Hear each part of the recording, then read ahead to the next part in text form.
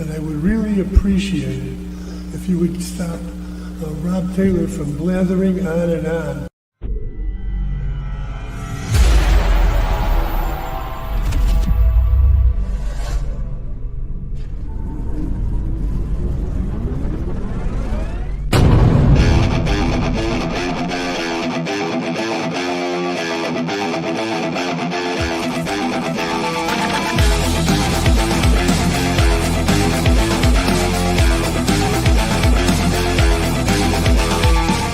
Opinions expressed by talk show hosts, callers, or guests on the Rob Taylor Report do not necessarily represent the opinions of the hosting platform, subsidiaries, sponsors, or possibly anyone else on the planet or the known universe. From the tinfoil and lead-lined broadcast bunker on the beautiful southern coast of Oregon, it's the Rob Taylor Report. So strap yourself in. Your weekly political therapy session is about to begin. Ladies and gentlemen, here he is, the nearly famous Rob Taylor. Hello, Coos County. Hello, Oregon. Hello, America and beyond. And thank you all for joining me for today. Today's going to be one of those interesting shows. Yeah, it's just going to be one of those shows where you're just going to have to be blatantly honest to the point where it hurts. Okay, folks? So please bear with me, but I do have some information I got to put out there first. You know how we always play Where's 3H Tree Service? That's something we started back in the radio days. Back in the radio days, I would have 3H Tree Service call in and they would say, if you can find us, wherever we're at in the county, if you can find us, we'll give you a prize. Usually it's $50, and they play it on every Monday. We did that for years, and we're still doing it now. It's just a little more difficult because it's on the internet, and this is a much broader audience than the radio show that I used to have. And so it was great because I know there would be people driving all over town trying to find 3H Tree Service. And so don't have to worry about that today because they already had a winner, Paylene Grout. Congratulations. She won today and today's Where's 3H Tree Service. So congratulations. And we'll be playing next week. So please, if you want to play Where's 3H Tree Service and have a potential of winning that prize, well, all you have to do is go to 3H Tree Service on Facebook. They'll announce when they're playing, and all you have to do is find them. So it's you have to participate with this whole thing. It's really good stuff, really good people, and I highly recommend them. 3H Tree Service. For all your tree service needs, 541-294-1800, and they are licensed and bonded. That's always a good news. I also want to let you guys know that on election night, we're going to be having a ballot bash. And so what we're going to do is it's kind of a ballot harvesting event. We're asking all the Republicans, now that the party is no longer captured, now that those goons, those David Brock Smith goons, Rod Schilling, Julie Thies, and Michael Brainerd, the former chair of the party, now that they're no longer in charge of the party, everyone's welcome. Isn't that amazing? Isn't that the way it should be? Everyone's welcome. And that's why we're having events. People are blown away. They're like, wow, look, the Coos County Republicans, they're doing things. They're having events. This is really great. And so we're going to continue that. We, on election night, are having a ballot bash at the Coquille Community Center. And once again, this is sponsored by the Coos County Republicans. This is Tuesday, election night, May 19th at 5 p.m. to 10 p.m. 5 p.m. to 10 p.m. At 7 o'clock, we're going to walk over to the county clerk's office because we're at the Coquille Community Center, and it's about a 2-minute walk over to the clerk's office. And we're going to drop off all the ballots that people have brought to us during the bash. And we're going to have a special place to collect those ballots. We invite you guys to come out. We're going to have food. We're going to have, I think we're now having a band. I think we're getting a band that's going to show up. We're going to have speakers. All kinds of things are going on. So this is going to be pretty damn exciting. And unlike the old Republican Party here in Coos County, this is a whole new party. Everyone is invited. We will even allow David Brock Smith in the door. Because why? We think everyone should have the chance to show up and participate. We want you to show up and to participate. And so come on out. election night at the Ballot Bash.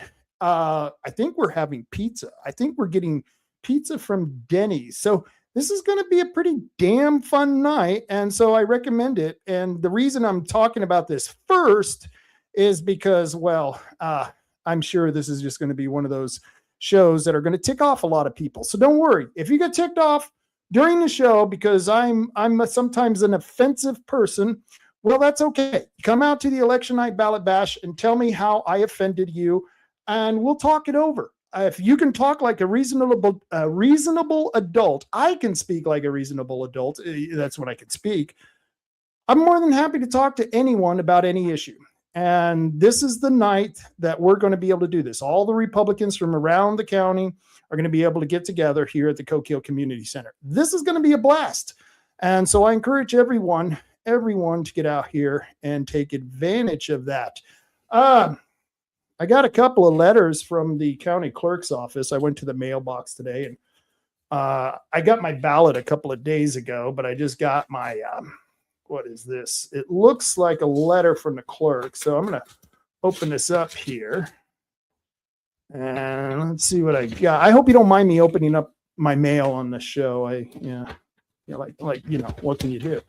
Let's see. Appointment as Republican precinct committee person. Yes, Rob Taylor, that's me, says this is to notify you that your party's central committee has appointed you as a precinct committee person for precinct 16. That's here in Bandit. And the county clerk's election department has verified that you are eligible to serve in this capacity as a member of the party, and that you live in this precinct or an adjacent precinct, or a precinct that is both in the same county and state representative district. So if your precinct is full on the ballot and you want to be a write-in, you can be a write-in for an adjacent district or for the same county, as long as it's a state representative district you are in. And so my appointment is effective on April 30th. And it will expire on June 23rd. Why? Because I'm on the ballot. And we'll be talking about that in a minute. So this is from the Coos County Clerk's Office. Well, thank you, Julie. Julie Brecky. I won't be voting for you, but I appreciate the letter. I appreciate that. That's some good stuff there. Yeah. So back in the day, and this goes back to the radio days, one of the first times I was on the show with Jim Bice was for a ballot review show, and it became an annual thing on the Jim Bice show. And then I kept that practice when I got my own show, and every election, a week or two before the election, we would do a ballot review. And so nothing has changed just because I got a podcast. So I got my voters pamphlet. So get your voters pamphlet out, because we're going to go over this, and I'm going to have the comments on. If you got a question, I will ask you this. If you got a question about the candidate I'm talking about, that would be great. But try to hold off until I'm actually talking about the candidates, because I'm going to have to go through all these categories, and it's going to take a few minutes. I haven't even opened up my ballot. I hope I got the right ballot. I hope Julie Brecky sent me the right ballot. I've seen that she's been sending a few wrong ballots out there. There's a few people I know who's received, they're registered Republicans, or thought they were registered Republicans, and they received a non-affiliated ballot. So we'll see what I got, but I doubt it, since she just sent me the letter saying I'm a Republican PCP. If I'm a Republican PCP, why wouldn't she send me a Republican ballot? That only makes sense, right? So let's see here. Let's get this open.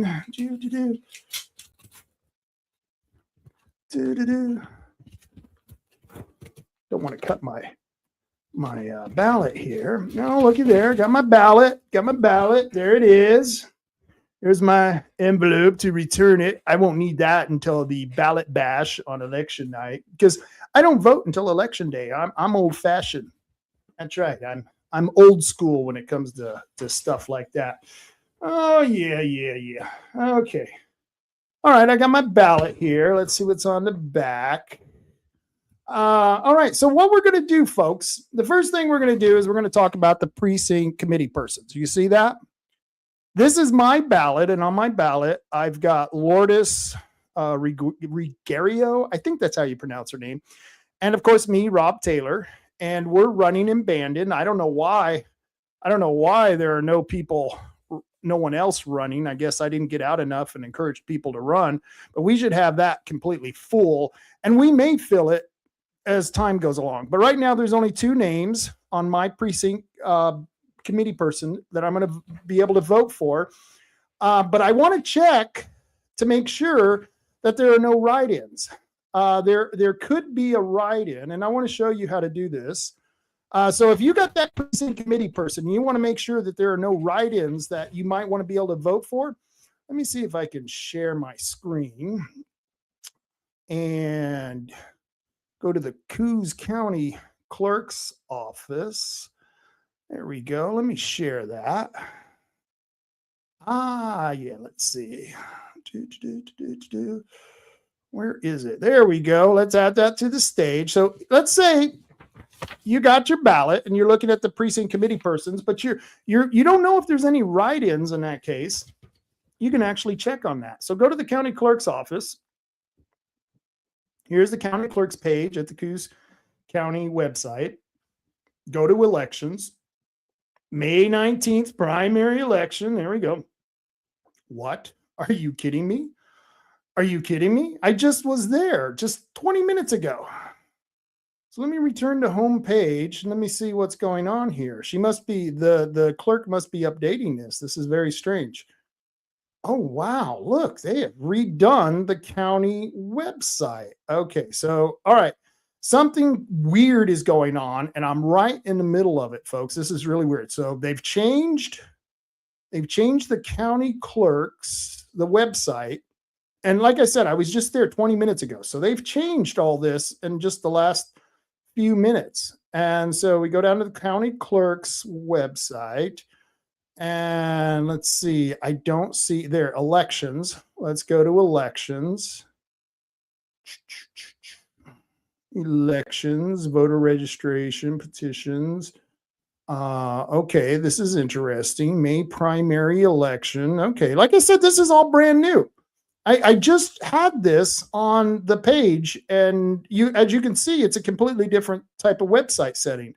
So here we are on the elections. Go down, scroll down, because like I said, you can find out. It'll tell you the local candidates in the county right there. We'll go over those in a few minutes. But it also gives you a list of filed candidates and open positions for PCP. So open that file up. Let's open that file up. Let me share this tab. Okay, let me make sure you guys can see this. Okay, so now I'm on the tab where you should be able to see the county clerk's PCP candidate list. And I'm in precinct 16. And if you look at this, compared to the Democrats, we're kicking ass. Look at this. Look at this. Look at this. Well, not so much there, maybe. But right there, we're doing pretty good. Yeah.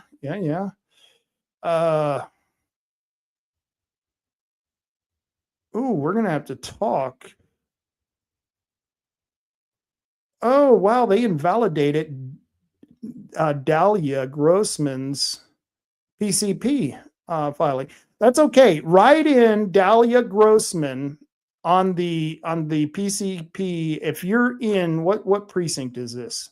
This is precinct 4. If you're in precinct 4, you all need to write in Dahlia Grossman. Now, I thought I had cleared this up because she had received a letter saying that there was some different information, or she had filled out 2 forms for this election, which invalidated both forms, which is weird, but that's what the letter said that she had sent. So I had called Lark at the county clerk's office, and she told me, oh no, this should be fine. She should be on the ballot. So that's very weird.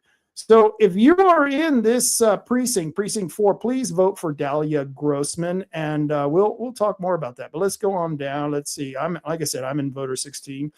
Wow, we got to look at this. We're doing pretty well, but it looks like, yeah, the Democrats are really kicking our butt in certain districts. Wonder why that is. So here we go. Let's go down to number 16. Here I am, Rob Taylor, and which is weird. I see my name, but I don't see Lourdes Ruggerio's name. That's very strange. I don't know why her name isn't on there.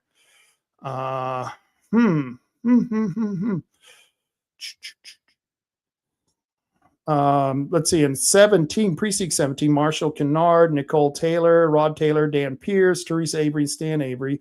They're right there. That's my neighboring precinct. And it looks like there are no write-ins. There are no write-ins for my category. So what does that mean, folks?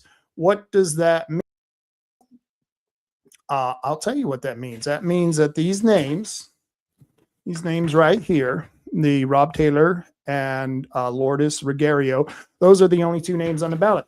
Now, Lourdes Ruggerio, she was the secretary for the party under Michael Brainard, who was a DBS stooge and was holding the party captive. She was part of the problem. She was holding the party captive. As far as I'm concerned, she lied in court. She proved how incompetent she was. I really wouldn't vote for her if this was an official position other than something with the party. But the thing is that I don't want to be like Lourdes. Lourdes tried to exclude people like me. Lourdes excluded people like you, people who couldn't get on and appointed as PCPs for the longest time under Michael Brainard's chairship. Under his chairship, we couldn't get appointed. And that was partly because of Lourdes Ruggerio. Well, you know, I'm not like Lourdes.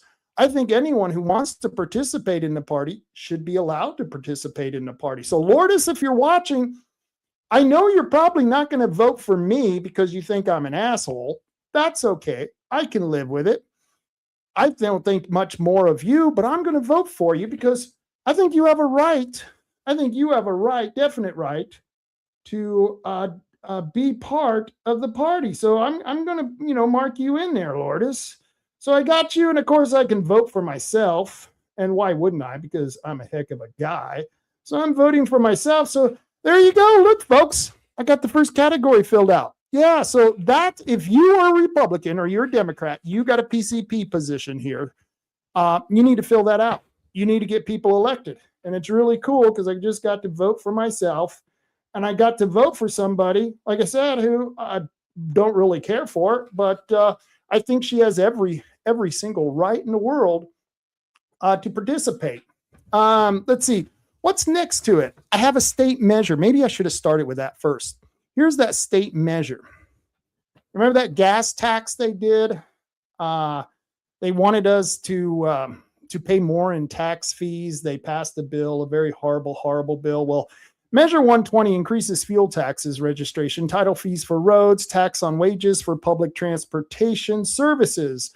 A yes vote increases fuel taxes, certain vehicle registration, title fees, and state local road construction, maintenance improvements, increases tax on wages for public transportation services. So I don't want to vote for that. What does a no vote do? No vote retains fuel taxes at 40 cents per gallon, rejects increases to vehicle registration and title fees, tax on wages for public transportation services. So I'm voting no. Voting no on this measure. Why? Because it sucks. And not only that, I helped collect. I think we collected like 4,000 signatures for that, 4,000 or 5,000 signatures. And there was a lot of people. That's just in Coos County. Here in Coos County, I think we got 4,000 or 5,000 signatures alone just here in our little old county. So it was pretty impressive. Pretty impressive. So that's my other one. Vote no on Measure 120. That's a no. That's a negatory for me. No. Let's see. I think I got a. Phil says, I believe they called the PCPs. They wouldn't appoint undesirables. Yes, that's what they called us.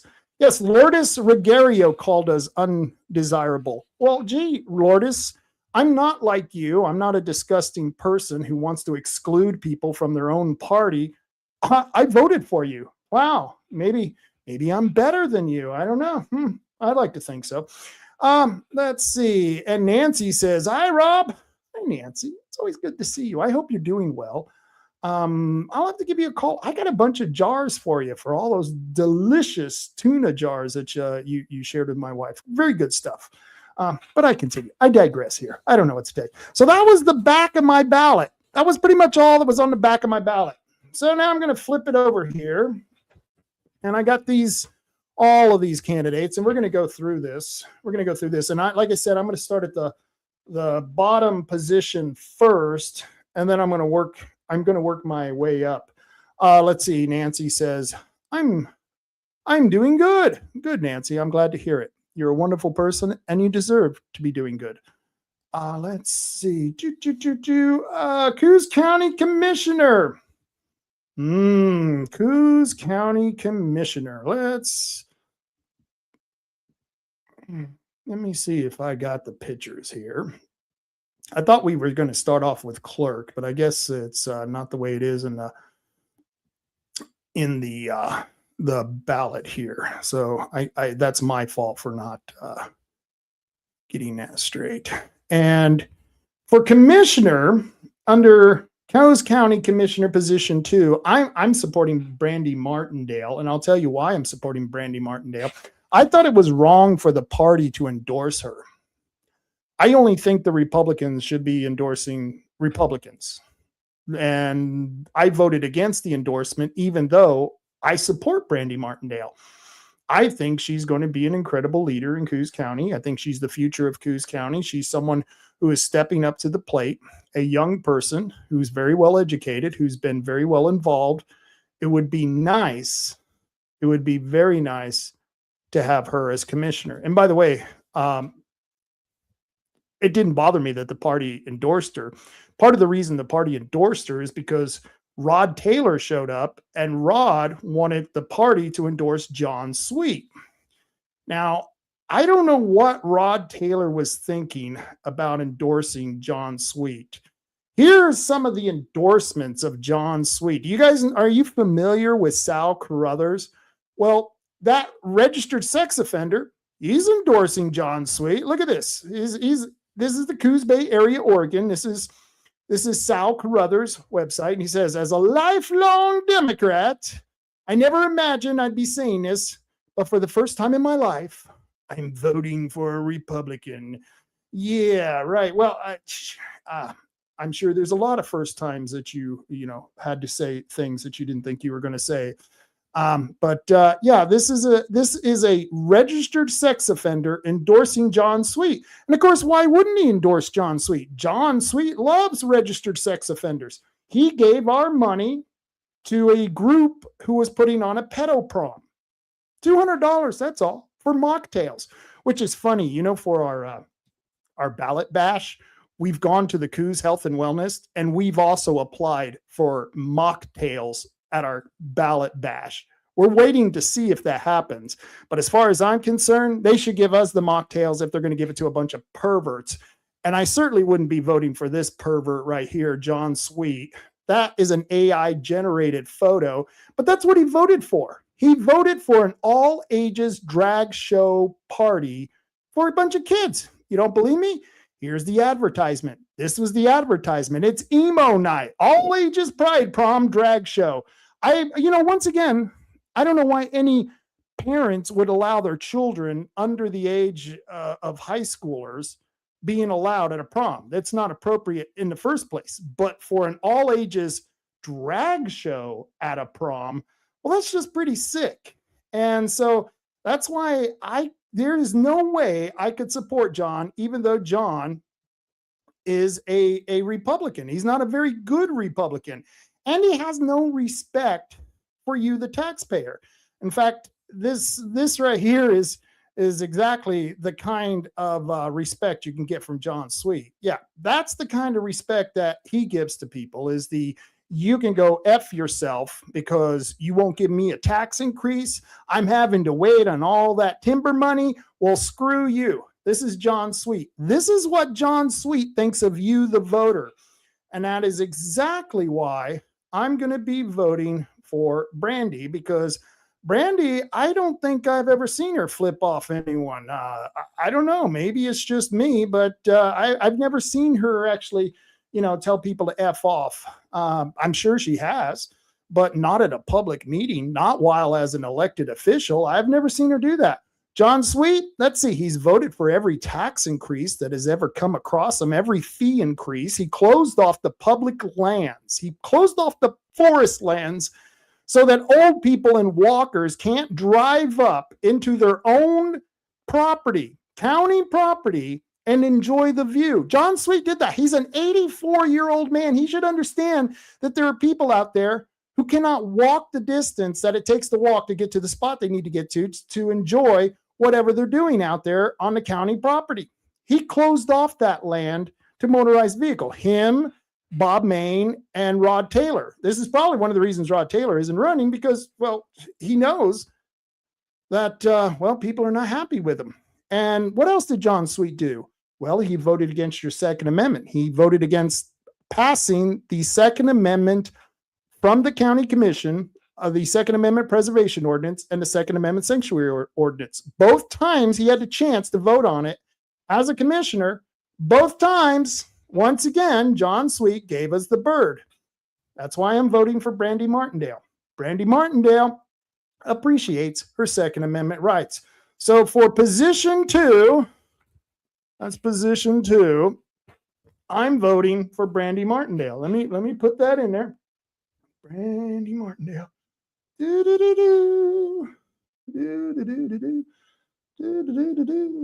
Oh, that felt good. Yeah, John Sweet. I wish I could give him a birdie. I should draw a little birdie on but don't do that. Don't draw on your ballot.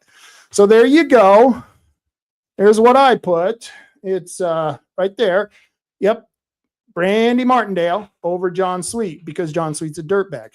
And so that's where we're going with that. So for County Commissioner position 3, I want you to know that Rick Coleman is actually watching. He's the one running against Rick Osborne, who's now a registered non-affiliated voter. However, Rick Osborne, he's I forget the name of his company, but he is a Democrat strategist. He's worked for a lot of Democrats. And yes, he's been on the budget committee.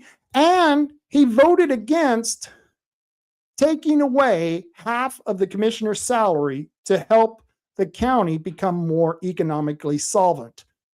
Rod Taylor and Bob Main wanted to cut their salaries. I believe it was 50%. They wanted to cut the commissioner's salary by 50%. And when they went to the budget committee, Osborne on the committee voted against cutting the county commissioner's salary. And I think that's absolutely ridiculous. Oh, thank you, Steve Nye. Steve Nye just did this. Blue Ridge Strategies. That's a Democrat strategist campaign company. That's pretty much what they do. They help out candidates and people who are working on political issues, such as initiatives and referendums, I suppose. And this is what he's been working on, Blue Ridge, because why? He's a Democrat, of course. And so that's why I personally will be voting for Richard Coleman. And let me see. I think I have. Yeah, let's see. Yeah, here we go. Rick Osborne is also endorsed by Sal Carruthers. Now, I don't know if this matters to you or not. I certainly, if that dirtbag endorsed me, I would surely put out a public statement, a press release saying, don't endorse me, you sick pervert. You should be in prison, languishing away for many, many years, you sick pervert. That's what they should be doing with Sal Carruthers. He's a piece of crap. So Osborne is endorsed by this piece of crap, and he's also trying to tell us, oh no, I'm non-affiliated now. I'm non-affiliated. I'm not a Democrat. Do you believe that? I don't believe that either. Oh, what is that, Rick? Well, look, Rick Osborne, there you are at the Republican meeting. I mean, at the Democrat meeting. There it says right there, Democrats gather together. There's Rick Osborne. You see him. There's Rick. And he's there with all the old Democrats. Look at all those old bastards there. Oh, my gosh. Yeah, geez. I don't think I see any. It looks like Rick Osborne is the youngest person there. They all look like they're 100 or older. Isn't that just, yeah, that's the Democrat Party. I don't know why we're losing to them other than the Republicans who are stabbing good Republicans in the back. Other than that, I don't know why we keep losing to these people. But anyone who doesn't think that Rick Osborne is a non-affiliated and not a Democrat, well, you're delusional. So I'm going to be voting for Richard Coleman. Let me put him back up on the stage here. This is Richard Coleman. Let's see. This is position 3. Rick Osborne, Richard Coleman. See, Rick Osborne was smart. Richard. He got his name Rick, his first name on there. That's what I did on the ballot too. Instead of Robert, I got Rob. And but for county commissioner position 3, I'm voting for Richard Coleman. Here we go. Richard Coleman. Oh, that feels good. Oh man, that feels good. Oh yeah. Yeah, that's a good one. There we go. Richard Coleman. So I got Brandy Martindale in position 2, and I got Rick Coleman in position 3. That's the commissioners. All right. Didn't that feel good? That felt good. Not too bad. So far, so good. Now we're going to go to county clerk. We've got 3 people running for county clerk. We got Marty Kurt, we got Julie Brecky, who's the incumbent, and we got Pam Lewis.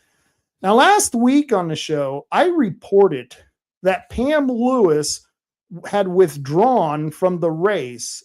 And then I got a notice from, I can't remember if it was Diane Rich or Pam Lewis saying, no.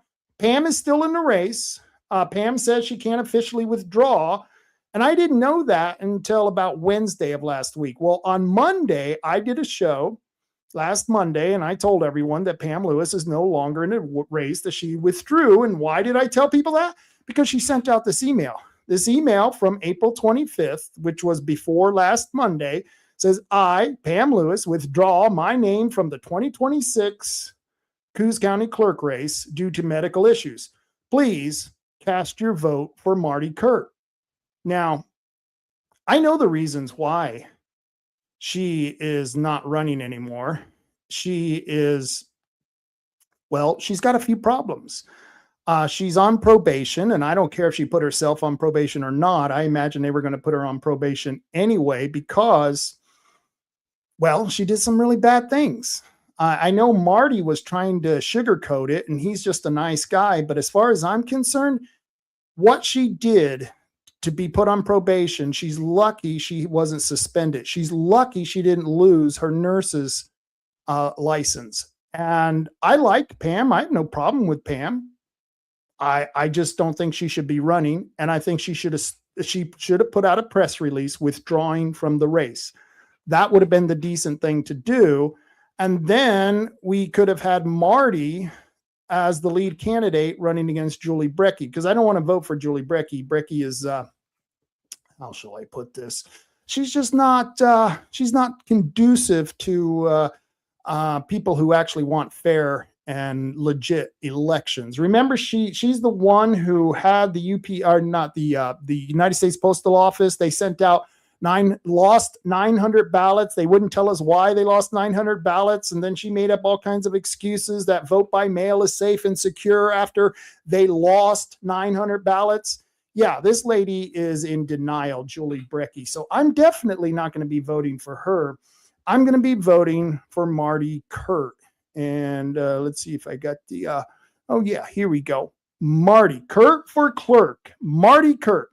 This is who I'm voting for clerk.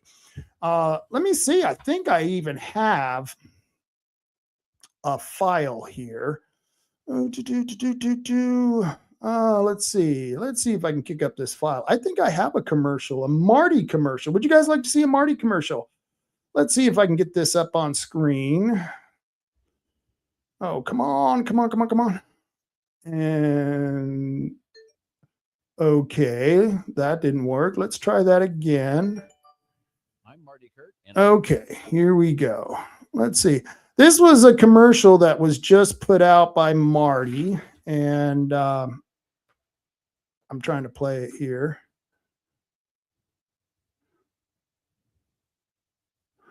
Well, for some reason, I'm having trouble. Let's see if I can share this screen. I know Marty's sitting at home. Oh my God, this ain't helping any. So let me share screen.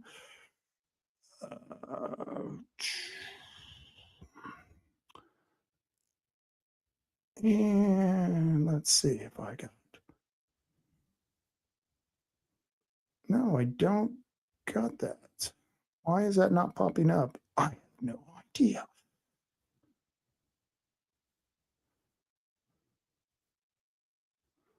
Okay. All right, here we go. Let's share. We're going to share now. There we go. Much, much better. And here is a commercial with Marty that he had just made. And I don't think he's a noxious weed myself, but here you go. I'm Marty Kurt, and I'm running for clerk in Coos County. The clerk runs the elections, and I'm not happy with how the elections are run. There are a few things I would like to change, but oh man, it ain't playing. It ain't playing. Here we go. 40 years, I've run high-end computer systems all around the world, and I handle the computer systems at the election office. Boy, I'm having no luck with this file. All right, let me stop this. Let me try again. All righty. I'm Marty Kurt, and I'm running for clerk in Coos County. The clerk runs the elections, and I'm not happy with how the elections are run. There are a few things I would like to change, but let me tell you a little bit about my background. For the last 40 years, I've run high-end computer systems all around the world, and I handle the computer systems at the elections office in Coos County. You bet. I'm Marty Kurt. I'm running for clerk in Coos County. Thank you for your attention to this matter. Well, that didn't work out for me. I don't know what the hell was going on with that video. Hopefully the next video I play will be much better. But Rick Coleman says, at this rate, Rob, Marty's going to be flipping you off. Yeah, I know. I mean, you know, what can I say? Tech guy. Cheryl Armstrong says, I voted for Marty. Yeah, I don't know why anyone wouldn't. And of course, TJ says, a guy from my church got a ballot for a guy that's been dead for 5 years. You know, I've been seeing that all over Facebook. People have been showing ballots that they've received at their house. And we have shown, we won't do it, but we know that we can get their signature. And there's a way that you could vote on that ballot. It's not legal. We would never do it, but we know we could if we wanted to. So, and Rick Coleman, of course, he's voting for Marty. Good for you, Rick. Good guy. So that's who I'll be voting for, Marty Kurt. Let me see. Let me see. I can make a ballot by ballot here. Okay, where was I? County clerk, Marty Kurt. Let me put that down. Oh, that feels good. Oh yeah, that's a good feeling one. Yeah, that's a woo. Yeah, fill in that hole. There you go, Marty. We filled in your hole, and there he filled in his hole on the ballot. The Marty Kurt. Let's see. Make sure I got that. Marty Kurt. Yep, there you are. I'm voting for Marty. Oh, let's see. What's the next one? Judge for Circuit Court District. Let's see. We got position 6, position 13, position 12, and position 9. All of those judges right here. Let me take this down and there you go. So all these judges right here, you see all these, none of them are being contested.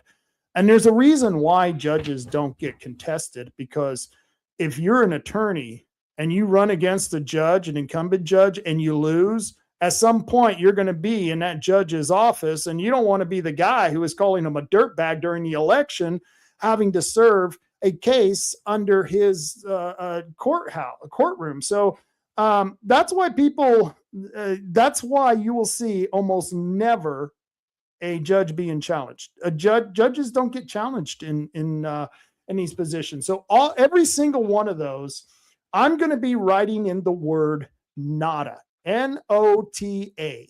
What that stands for is none of the above. And I believe that we should have a category on our ballot where we have all the candidates. After the candidates are listed, you have a category called none of the above. And then underneath that, maybe you would have a write-in. So you could write in somebody. But let's say you have that category, none of the above, and over 50% of the people check none of the above, then that should be the winner. We should have to rerun the race and get better candidates, because these candidates are such dirtbags. Nobody's going to vote for them in this category. And I will be talking about that in a few minutes. There are categories. There's nobody I will vote for, because it's like a vote between a shit sandwich and a douchebag. Which do you want? Do you want the douchebag or do you want the shit sandwich? I don't know. And in the elections, you'll find that there's a lot of times when that's your choice, a shit sandwich and a douchebag. Roman Rogers says, time to change this, Orkin. We need to learn how to play the game. Our judges deserve to have those that would choose to stand up with integrity, oppose them. And that's right, Roman. We need all of these positions right here, all of them. We need strong attorneys, strong conservative attorneys running for those positions. And there's a reason why. The Dems own the court system. I don't know if you guys get the notices from the governor's office. I get notices from the governor's office all the time. And a good portion of the time is they're making appointments for judges and they're making appointments for the district attorneys. Curry County just had Tina Kotek pick their district attorney. Now, do you think that district attorney is a good conservative attorney, or do you think it's a dirtbag, feel for the criminals, leftist dirtbag? What can I tell you? I guarantee you it's the dirtbag. There are no good leftist DAs out there, and Tina is appointing anyone. So that's a huge problem. And finding an attorney who has the brass cojones to run against these judges, that's a problem. But we're never going to change this state as long as all of these Democrat leftist-leaning judges are stuck on the bench. As long as they're there, we've lost the state. It's a sad, sad situation. Cheryl Armstrong says, damn good idea. Yeah, well, I didn't come up with it, but it is a good idea. Ross Van Houten says, I would vote twice for nada in most races. Yeah, no kidding. Roman Rogers says, Tony Aiello, write in for judge. I think that was a Supreme Court judge that he wanted us to write in. Do I have a Supreme Court judge? Oh, no, I don't see a Supreme Court judge here. These are all nonpartisan offices. Judge for Court of Appeals for position 9, position 12, position 13, position 6. I don't see. I thought we were going to have that on there. Maybe it's not on there. I don't know. Oh, Jeff, you're late. You're late. That's all right. You will be penalized, sir. It's very painful. Sounds very painful. I wouldn't want to get penalized, but that's just the way we run here. So let's see. So we're now on the judges. I've gone over the county clerk. I've gone over the commissioners. I've gone over the precinct committee persons. What do we have next? More there. Wait a minute. I found it. Judge of the Supreme Court, position 4. Oh, I found it. Oh, Roman, look at there. I found it. Yeah. Position 4. Let's see. Tony's the guy. He's the lawyer. He's a young lawyer. And he was the guy, Tony Aiello, who worked with, I believe it was Oregon Firearms Federation to fight against Measure 114. Did a great job. Really good job. He did endorse some really bad people. We'll talk about that later, but that's okay. He probably doesn't know. So Tony Aiello, let's see, under judge, position number 4, I'm going to write in his name. I like Tony so much, I'm going to write in his name.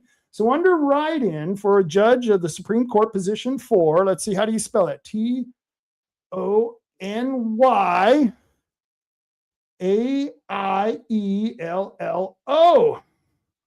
All right, Tony, you got to vote.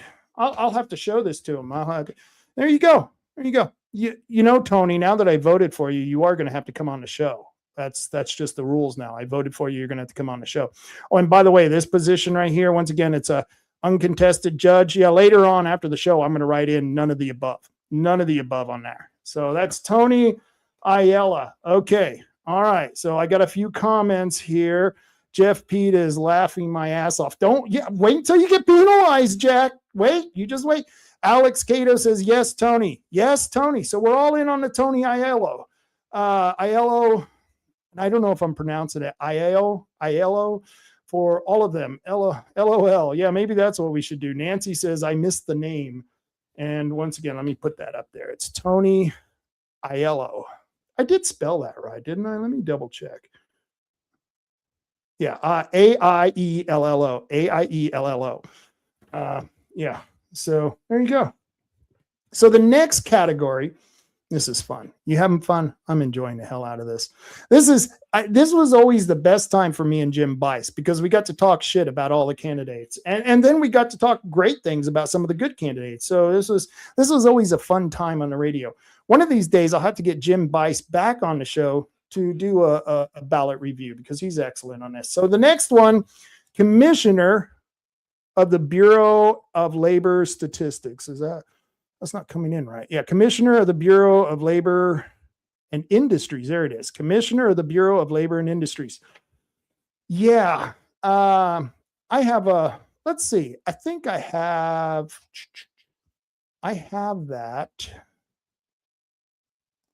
I think I have that saved. Let's see. Yeah, I had that lady's. Here we go. Christine Stevenson. She is the incumbent fighting for workers' rights. Yeah, here we go. Let me share this screen. Screen share. Let's see. CS for Oregon. Let's share this. And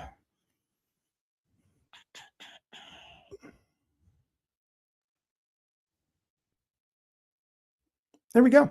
Fighting for workers, delivering results. This is from the incumbent, which, okay, maybe. But let's look at her website. Let me see. Where is that being shared from? Right here. Okay, folks, you've been around long enough. You know people lie, right? You know people lie. Everyone lies. Honey, really, you don't look fat in that dress. Everyone lies.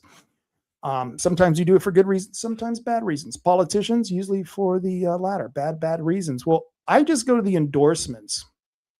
And then it says, who's with Christina? It says, endorsed by Oregon workers, leaders, and communities standing together. I don't know what the hell that means. So let's continue down. Organizational endorsements. Oregon workers and leaders. Oh, let's see. The Oregon AFL-CIO. Oh, a bunch of commie union people. Great. And then we got Luna, Oregon, Southern Idaho District Council of Laborers. Yeah, that sounds like a bunch of lefties. This one, Sheet Metal, Air, Rail, Transportation, SMART, another union. It looks like Political Action Committee, the OEA. So she's a leftist. This woman is a leftist. And so there's no way in hell I'm going to be voting for her. So what's my other choice? Well, let's see. Let me see if I can find that guy because he was there as well. His name is Chris Lynch.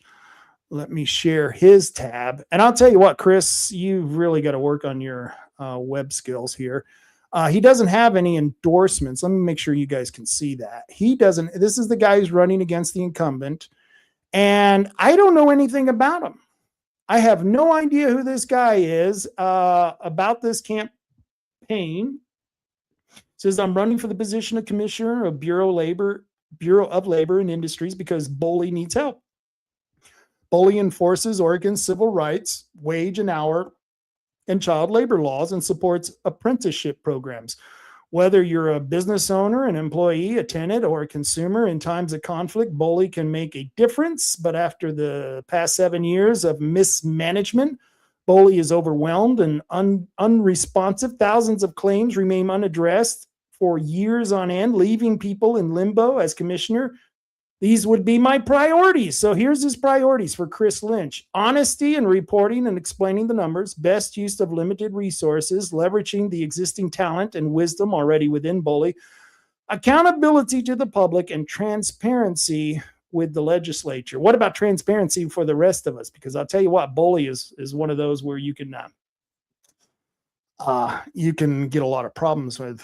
But I asked Roman earlier about Chris Lynch, and here's what Roman has to say. He says, Chris Lynch is not perfect and has been working in the state government for some time, but unless we can find better candidates to step up and fill these positions, we have to choose or else the incumbent wins. So that was one of my problems in this vote. Normally, I would vote none of the above, but I don't like the incumbent at all. The incumbent seems like a total leftist, and this guy, Chris Lynch, seems like he would be much more applicable to working with people on the other side of the aisle.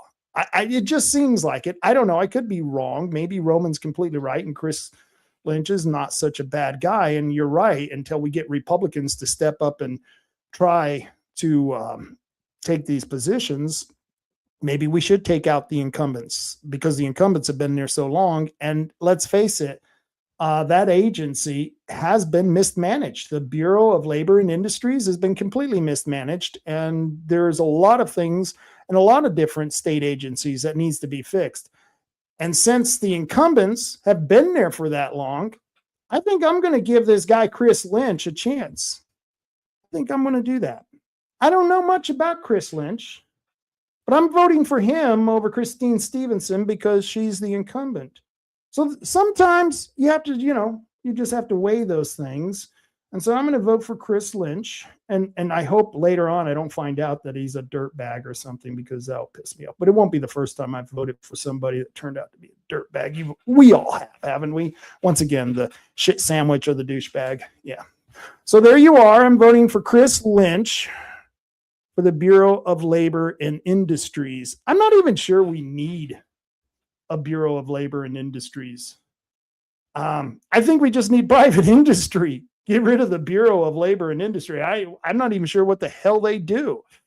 I'm sure. Oh, and by the way, I want to go back to the Tony Aiello thing. I guess he's a junior, so please put junior after that. Somebody, I think Roman corrected that. That's Tony Aiello, junior.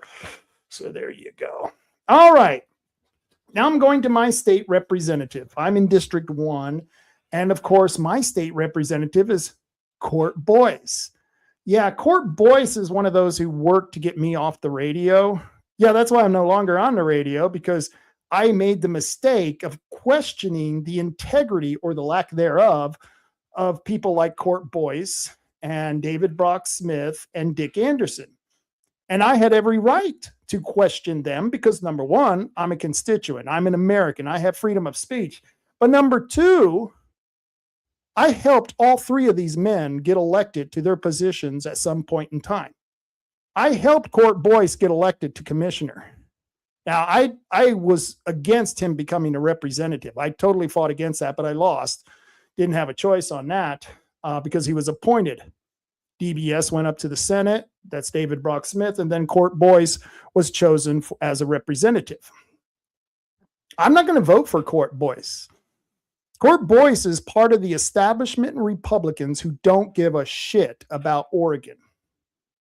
He doesn't care, folks. All he cares about is his position. And Anderson, Dick Anderson, Jeff Pete has just made a comment on there. He says, Anderson was a shitty mayor as well. And I remember that. I had to defend him all the time when we were on his campaign. He was the worst campaigner. We literally had to drag him across the finish line. And then after we dragged him across the finish line, I wish we just would have beat him to death because he was so damn useless. That was just figuratively, not literally. So don't take that as a threat.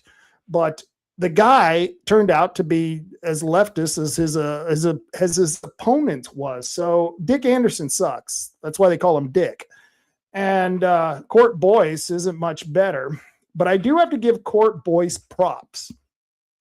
Court Boyce came to our last Republican meeting 2 meetings ago when we were meeting at the Indian Community Center, which I don't know why we were meeting on foreign land. Crazy. It wasn't sovereign land. It wasn't America, but that's where we met. And of course, Michael Brainerd forced all of us who he didn't want into the room to stand outside. And as we were standing outside, Court Boyce walked up and, he was schmoozing because he's like a greasy car salesman. He's schmoozing with everyone.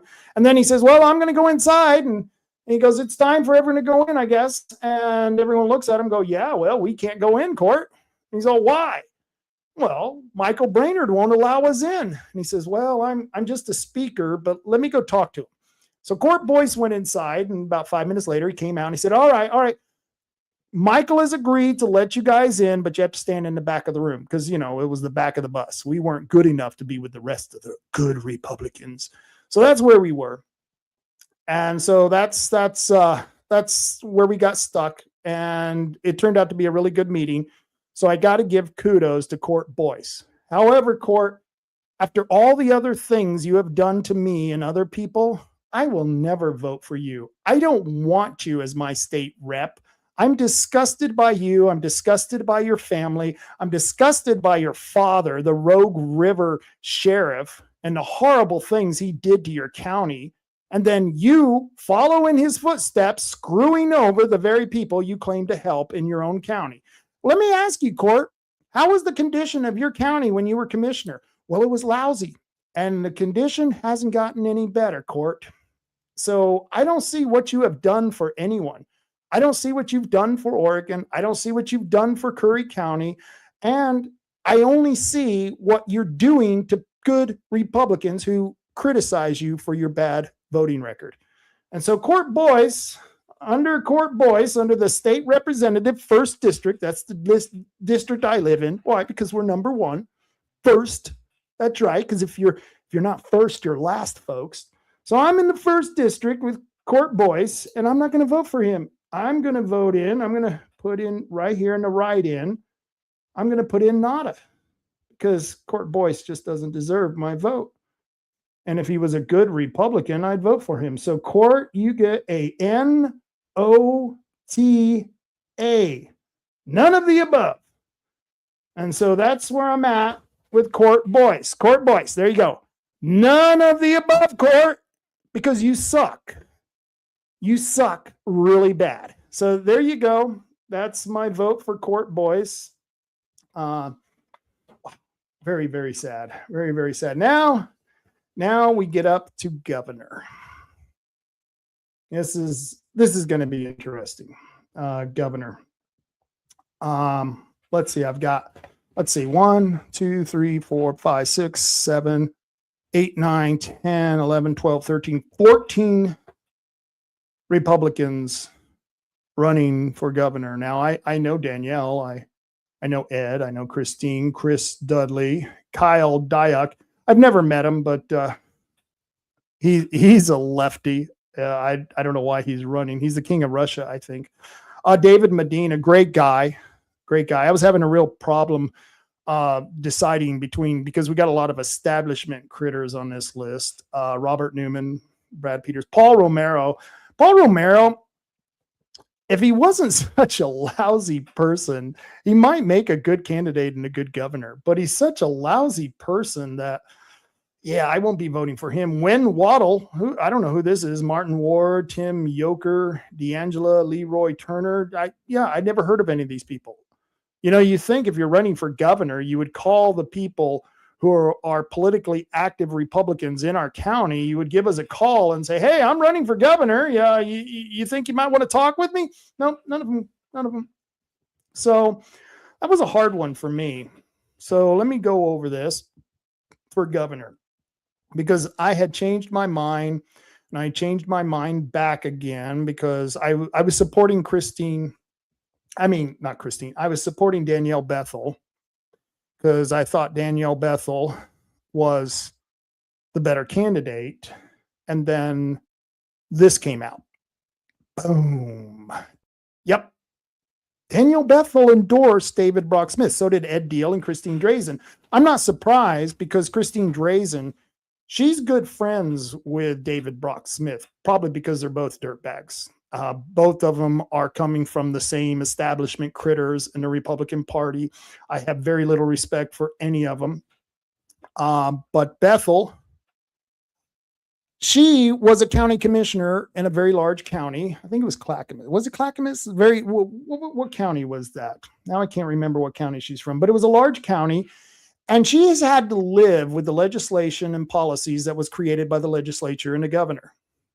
So going with that, I was thinking Danielle Bethel would be a great choice, better than Ed Deal, and certainly over Drazen. And Dudley, I don't even know what Dudley stands for. Wow. I haven't gotten him. The only good thing about Dudley is he's not an establishment critter.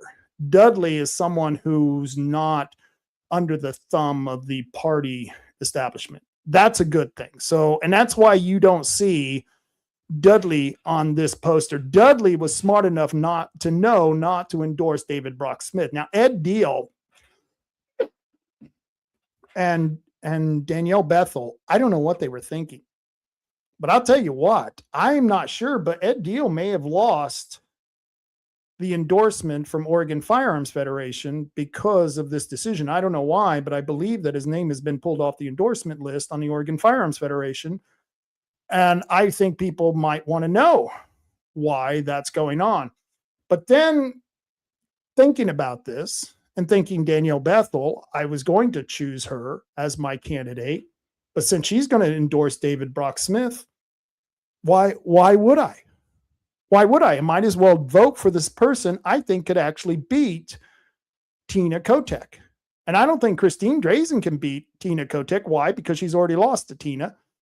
I don't think Danielle, I think she has good potential, but now that she's backing David Brock Smith or endorsing him, she's no better than Deal, and I think Deal has a better chance than Christine. So I'm going to go back to this, but I want to go to a couple of the comments that I have going on here. Let's show some of these contents. Let's see.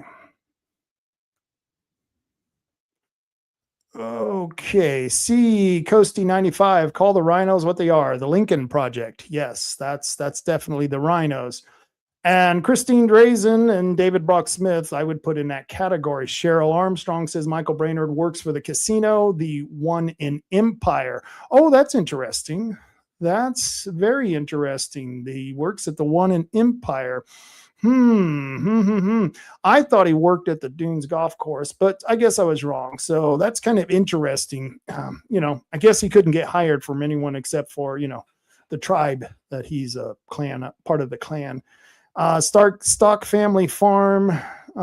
Yes, I'm not sure where you're going with that. C Coasty 95. Ed Deal is a better choice. Bethel has plenty of time in the future. So, okay, Coasty, that is exactly what I was thinking. I think that is a very astute comment. Danielle Bethel is a young person. So is David Medina. David Medina is not a Republican establishment person. And he's got plenty of time because he's a young man. He's building his podcast. He's building his media company. And I don't know if he's even going to get back into politics. I think this was part of just a test run to test the waters. But I really like the young man. I really do like him. Danielle Bethel, same thing. I thought she had a streak of rebel in her until I saw this, where she's trying to play along with the establishment. It was very disappointing. And here's the bigger problem. I had several people who were huge Danielle Bethel supporters text me the day after this endorsement came out, and they told me they were no longer going to vote for Danielle Bethel. They were going to vote for either Dudley or Medina or Deal, because why not vote for Deal? Because he's no better or worse than Bethel now, because she's endorsing people like David Brock Smith. And both of them should have known better, considering Drazen already endorsed the piece of crap. They should have known better. So I don't know why they gave this to him. It was a really lousy choice. That's still Peggy Rentz says, I still like Medina. I like Medina too. I just, once again, he's young. He'll be back. Let's see. Having trouble getting my, here we go. Cheryl Armstrong says, I voted for Bethel, but I did not know about who she endorsed. Gosh dang it. I wish I would have voted for Medina now. See, that's what I'm saying, Cheryl. That's what I'm saying. People don't realize this stuff until after they've filled out their ballot. That's why, I don't know if I should be filling in these dots, because what if I voted for someone who then turns out to be a serial killer or something? But I'll take the chance. I'll hold on to it until election day. But you're right. That really sucks, doesn't it, Cheryl? You find out this stuff. Danielle Bethel, I understand why she did it. She wants to be part of the crowd. She thinks that this is going to endear her to them. It's not. They don't care. They don't give a damn. Coasty says, Dudley is wishy-washy on abortion. Yeah, I I don't know. That really doesn't bother me for governor because I don't think it's something that I don't know how much that's going to come up in while he's in term. You know what I mean? This while he's in position as governor. If he won the governorship, I don't know if abortion is one of those issues that's going to be so much of a negative or a positive either way that I would vote for him or against him because of his abortion issues. I'm more or less likely to vote for him because of the fact he's just not a strong conservative. He just doesn't come out strong in support of police. He doesn't come out strong in the Second Amendment. He doesn't come out here to rural Oregon and really present to me that he gives a crap about rural Oregon. I don't know. That's just me. TJ says, I went with Medina. Yeah, I don't blame you. I don't blame you, bud.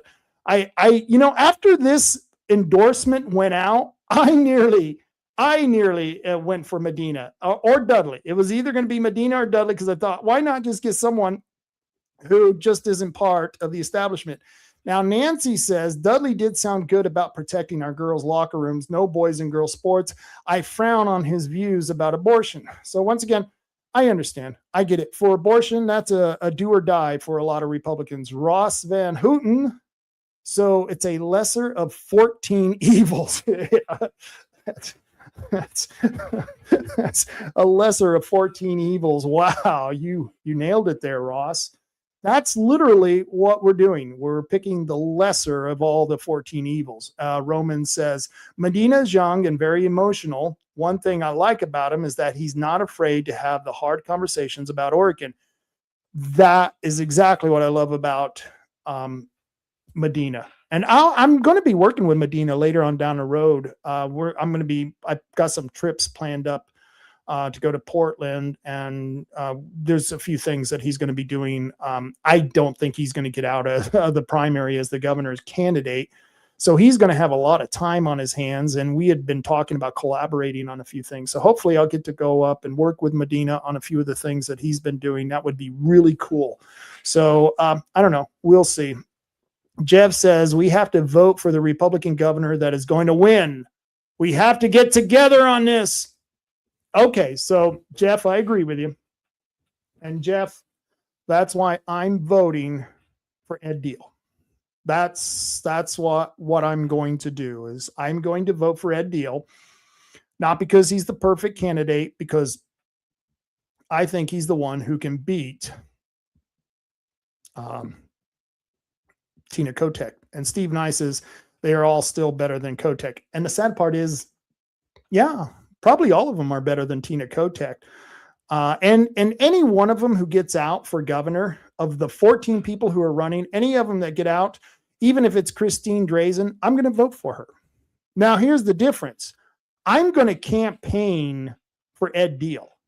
I would have campaigned for Bethel if she won for governor, and I plan on doing that as well. I'll campaign for Dudley. I won't campaign for Drazen. I will vote for Drazen, but I won't campaign for her. And there's a huge difference. That means when I vote for her, I'll just come to the ballot and I'll sign on the ballot. I'm not going to be posting on social media about how great Drazen is. I'm not going to be putting up her signs anywhere. No, that's not going to be happening. But if Bethel or Deal or Dudley wins, and I believe Deal's going to do it, I'm going to campaign like gangbusters for Deal, even though he endorsed David Brock Smith. I mean, you can't account for everyone's mistakes. He made a mistake. And by the way, I know for a fact Ed Deal doesn't like David Brock Smith. Okay. I can tell you that right now.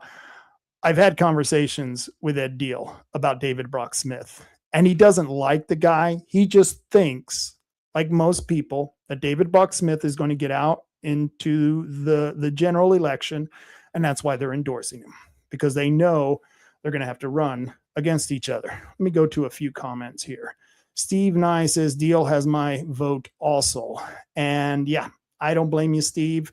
Yeah, it's we're down to the wire, and I think he's the one who can pull it off. Jeff says a fucking rock would be better than a Phil Donahue wannabe. Yeah, yeah, boy, I'm sorry. I'm not supposed to be cussing on Mondays. Mondays are supposed to be the non-cussing shows. Cheryl Armstrong says, I think Drazen is another Tina. I don't know. I don't know. I would like to think the woman is better than the governor we have. And I will vote for her if she wins the general. But I hope she just doesn't win. And that's why I'm telling you guys, vote for Ed Deal. I mean, Bethel was going to split that vote. Now I'm telling you, if she's endorsing the establishment, then we might as well vote for Ed Deal because I think he can raise the money. I think he has the name recognition. I think he's going to do the job. Jeff P says Deal is the only one that has a chance. Thank you, Jeff P. Yep, great minds think alike. So for this category, where am I? Governor. And Ed Deal's the third one down. Look at that. He's the third one down. Let me go ahead and mark Deal. Oh, yep. That's all right. Putting down the Ed Deal vote here. There we go. Okay, I got the Ed Deal vote. Make sure I got that right there so you all can see. I got the Ed Deal vote, and we're going to take care of that. So that's for governor. Now let's go to U.S. Representative 4th District. Let me go ahead and remove that. The 4th District, that's Monique Despain and Stefan Streck. I have no idea who Stefan is. Stefan, the next time you run for office, if you plan on running for a statewide office, you should get in touch with the county party and maybe come out and talk with us. I mean, we could do a Zoom call. We could have done anything. I would have liked to have met you. I hope to meet you in the future. Maybe you're a really great candidate, but I don't know who the hell you are. Monique Despain, on the other hand, has been to several of our events. She has held several candidate forums. She has her signs down at the headquarters. And by the way, if you want to get some political signs, right now, go to the headquarters at 3229 Broadway. That's Broadway in Newmark, in the Newmark Plaza. And you can go pick up political signs. Go grab some of those Ed Deal signs right now and go put them out. Yeah, I'm going to be voting for Monique Despain. She's a former JAG officer. She used to work for Mannix. If it was Mannix, I probably wouldn't vote for him, but this is a completely different person. So I will be voting for Monique Despain. I like the lady. I don't think she's, I think that she may have a good chance of beating Val Hoyle. You know, the Lamota girl. Lamota. Got to get some of that pot money. Maybe that's what Monique Despain needs to do. Yeah, go get some of that pot money. Yeah, you know, one of my sponsors is a pot dispensary. Really good place, really good guys. And the owners are conservatives, very good people. But totally off the subject here. So for U.S. Representative 4th District, I'm going to write in Monique Despain, or not write in, I'm going to check her box. That's right, Monique. Yeah, I'll be calling her up, see if she wants to come on the show now that I voted for you. I voted for you, Monique. You may have to come on the show now. You may have to come on the show. Yep. That's it. All right, now we're up to U.S. Senator. Before I go any further, let's get to the comments. Jeff P says, sorry for cussing, Lord Taylor. It's all right. We'll just add that to your penalization. Roman says, David Brock Smith for CCP delegate. Yes, the Chinese Communist Party. That's their favorite senator. And we're going to be talking about David Brock Smith here in a minute. You're going to love it. Jeff says, Val is trash and because of pot. Wow, Val is trash because of pot? I'm not sure how the pot. I think she was trash before the pot. I smoke pot. I know a lot of people. You would be blown away by the conservatives who smoke pot. I don't think it's the pot. I think it's the fact that she's been paid off by pot dealers. That's the difference. Yeah. And Jeff says, not because of pot. Oh, wow. We're thinking too much in link there, Jeff. Wow. He's almost finishing my sentences. How scary. So let's go on to U.S. Senator. U.S. Senator. Let's see. We got Brent Barker. I don't know him. Deborah Brown, David Birch, Russell McAlmond. Oh, Russell McAlmond. I had him on the show last week. I nearly voted for him. I really like this guy, Russell McAlmond, Russ. And we'll get him back on the show again because I think he's very well educated. I think he can talk a good game. But here's your problem, Russ. You were too much on the attack and not enough on policy. I love his venom. He really went after David Brock Smith, unlike Joe Ray Perkins. Joe Ray Perkins was playing, oh, we're going to play nice ball. We're just going to stick with the policies, which is okay. But then if you're going to do an attack campaign like Russell did, you attack and then you put out your policies. Russell, you were just all attack. It was like everything I saw on Facebook was nothing but attack David, attack David, attack David. David lied about you on this. David lied about you. David Brock Smith lies about everyone. That isn't even a shock anymore to anyone out there. So, and I love the fact that you went after him. That was beautiful, and you didn't back down. And I mean, you really stood your ground. Yep. Jeff Pete says, read the next comment. Okay, I'll have to wait for that intently. Oh.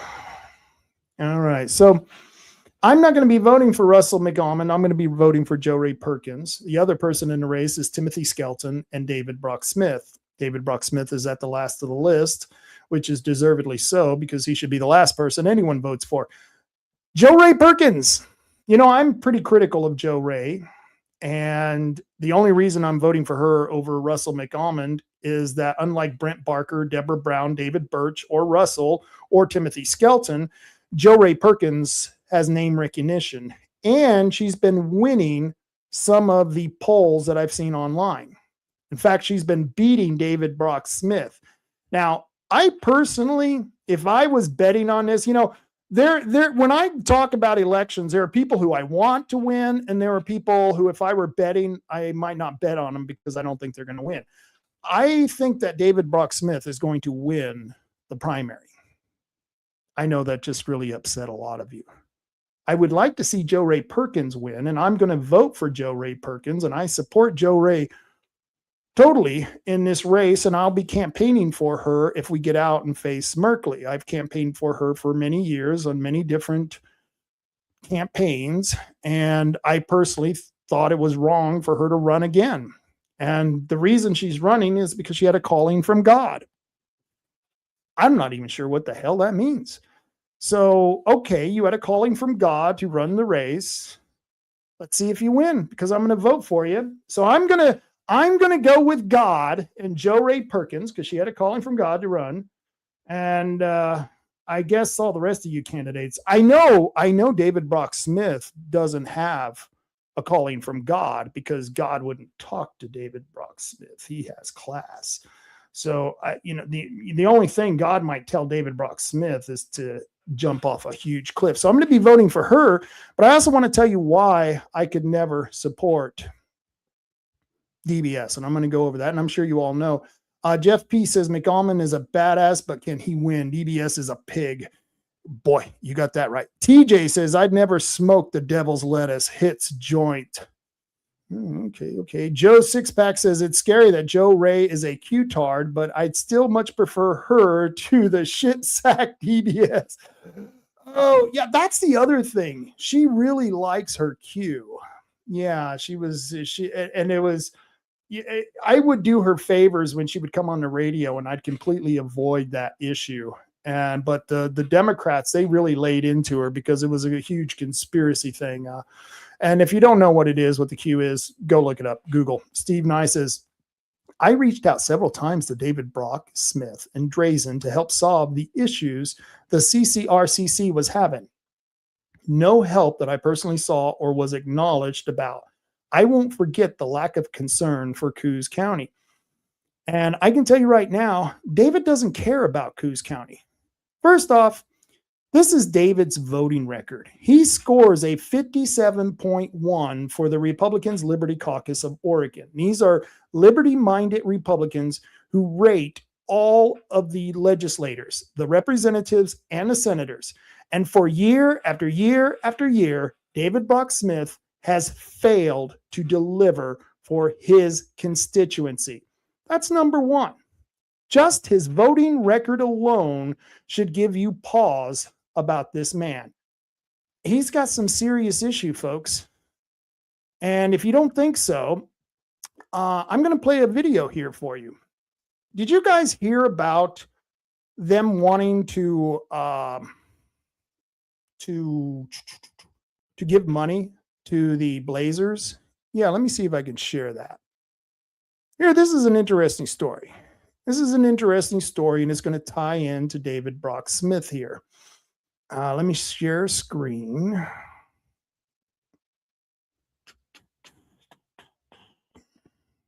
Here's the newsroom at the governor's office. This is Tina Kotek. Let me share that to the stage. And this is Kotek, and she's celebrating the bill to modernize Oregon's arena. Senate Bill 1501 creates new economic opportunities and helps secure the future of the Trailblazers in Oregon. Now, remember the Trailblazers, these are multi-million dollar, billion-dollar owners who own the Trailblazers. These are sports figures who make millions and millions of dollars for playing basketball. And for some reason, they think you and I, the average taxpayer, should bail them out and modernize the Oregon's arena. I'm going to read you some of this article. Portland, Oregon. Today, Governor Tina Kotek joined local and state leaders, community leaders, and representatives from the Portland Trailblazers and the Portland Fire to commemorate the signing of Senate Bill 1501, which David Brock Smith voted for. I'm going to play you a video from a work session where he gave testimony in favor of that bill, but I want to continue with this article. Senate Bill 1501, which creates a pathway toward shared ownership of the Moda Center between the state of Oregon and the city of Portland. The bill also invests in modernizing the arena to expand opportunities for world-class events and strengthen economic growth in the lower Albania neighborhood. Now, my question is why should I or you, people here in Coos County, give a shit about Oregon? I mean, about Portland. Portland is pretty much Oregon if you go anywhere else in the United States. But we know that Oregon is mostly made up of rural people and rural counties. The state is controlled by Portland. So all of its interests are in Portland. And my question once again is why? Why are we paying for this? I'm going to read the governor's quote. She says, this bill helps to ensure the future of Oregon's NBA legacy by creating a world-class arena for games, performances, and other activity to support Oregon's economic and Portland's economic renaissance. I don't know what renaissance she's talking about. 70% of the commercial buildings in Portland are vacant. You want a renaissance? Get some people to move in, you dumb idiot. So Governor Kotek said Moda Center is a publicly owned economic anchor for our state. No, for Portland. It doesn't do shit for our state because the money stays in Portland, Tina. You're an idiot. But we can all be proud of how local and state leaders came together in a bipartisan fashion to ensure Portland will remain Rip City for years to come. I don't really give a damn. It's Ripped Up City. It's not Rip City. It's ripped up. And it's been ripped up by the crazy leftists who have been put in charge of Portland. I don't want to give these people any more money. Says the Moda Center draws 1.6 million visitors annually and generates an estimated 670 million annually in regional economic impact, including 113 million in direct visitor spending. Nearly 4,500 jobs are tied to arena operations and tourism. Well, if they're pulling in that much money, then my question is why the hell can't they pay their own freaking bills? I don't know why we have to pay for it. So looks like I got a few comments here. Ross says, I told someone the other day that if Jesus came down out of heaven and told me to vote for DBS, that I would become an atheist. Yeah, I don't blame you. Nancy says, Ross, I don't believe for a second, believe that will happen. I don't think so either, but if it does, you let me know, Ross. Please let me be the first to know. DBS at best is a rhino. In person, he is a pig and only cares about what's best for him and his pockets. If you ever watched him eating chicken strips, you would understand. God save our chicken strips. Yes, God save the chicken strips. I agree. They are in danger.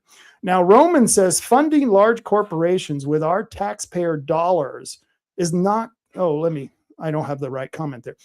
Roman Rogers says funding large corporations with our taxpayer dollars is not capitalism. This is socialism. You're right, Roger.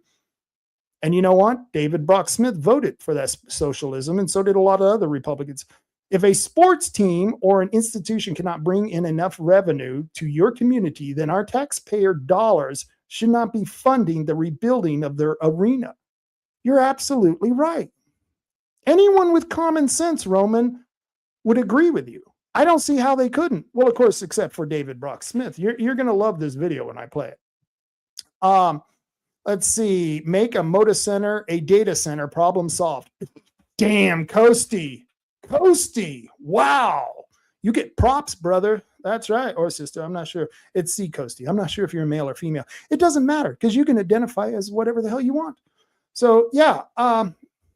So I wanted to check and see because I was just curious who voted for that measure. You know, I was just curious who would be stupid enough to vote for 1501. Let me see if I got that here. Yeah, there it is. 1501, Senate Bill 1501. Let me go back to my streaming here and do a share screen again. Let's see. Here it is, the regular session. Let me share that baby right there. Add to stage. Okay, there we go. So I said, who's voting for this crap?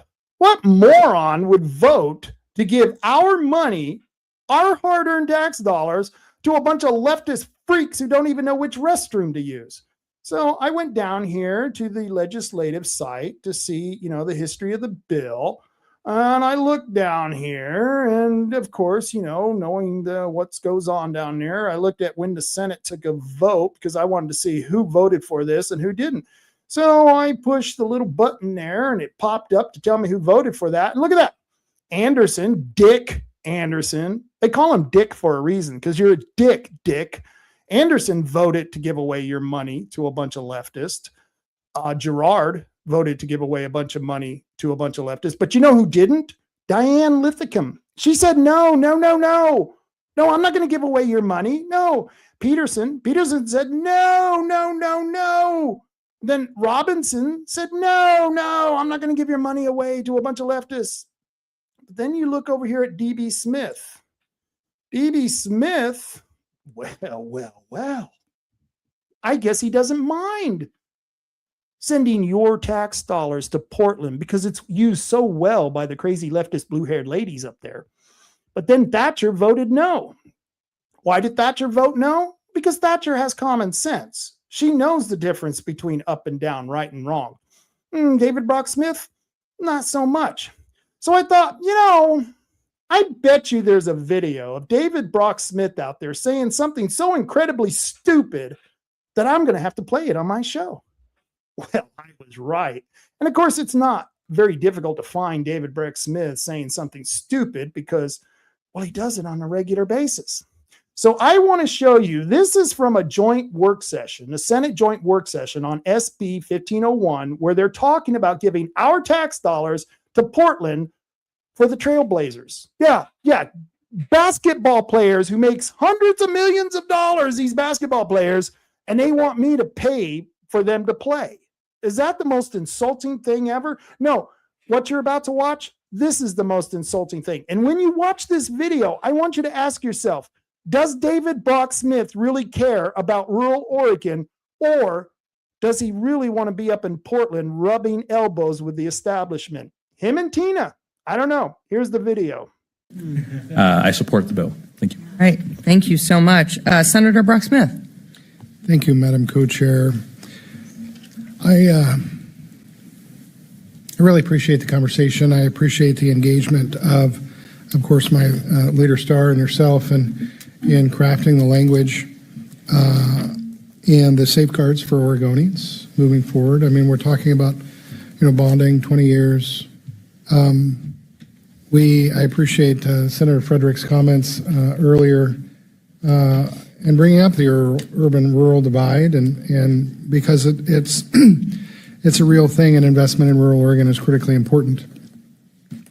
But so is, especially in our economic challenges that we have today in Portland, and we don't need to go through the headlines about doom loop and those things because we all know them. But as I said on the Senate floor last week, a healthy Portland is a healthy Oregon. And so as my brother lives and is a constituent of Senator Solomon, and I understand that the Moda Center and the investments in the Moda Center might not be directly connected to Southwest Oregon and my fish farm and forestry district in Curry, Coos, and Douglas County. The economic development and benefits of making sure that we can do all that we can to assist in Portland becoming the, reigniting Portland to becoming the great city of roses as it has been, is beneficial to all Oregonians. And so I appreciate, again, the discussion and appreciate the opportunity to support you and my colleagues in this opportunity moving forward. Thank you so much. Representative Gomberg. So there you go. David Brock Smith doesn't give a shit about Coos County, Douglas County, or Curry County. Curry County and Coos County are on the verge of bankruptcy, and Douglas County is not far behind. We don't have the money to fund our jails. We don't have the money to prosecute our criminals. We had to go out our hat in hand to go raise money to defend or to prosecute a murderer in our county, David Brock Smith, you freaking moron. And you're giving our money away to Portland. Why? Because your brother works in the recreational industry. I forget which business he's in, but he benefits from those Blazers getting that money. Sounds like you care more about your brother than the people you're supposed to be serving for. Sounds more like you want to be in Portland and working for those folks than you want to be here in Port Orford helping those poor people in a city that, once again, has just been dilapidated economically by the policies coming out by the legislature. And what do, David? You capitulate with these leftist bastards, and then you expect us to give you any respect or vote for you. I don't know, man. The audacity, the nerve of him to come out here and make those claims. It's wow. I've got another file. Let me see if I can share this because I was having a hard time sharing it earlier. I've got a file here of let's see. It's the Senate bill of Kim Thatcher. And she's, let's see. Let me see if I can start this. Okay, let me see if I can share this now.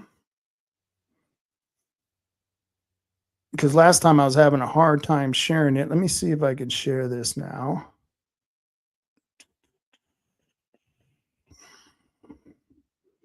Let me share screen. I couldn't, this was such a long file, I couldn't get it to pop up. So let's see. Let's see if I can get this done now.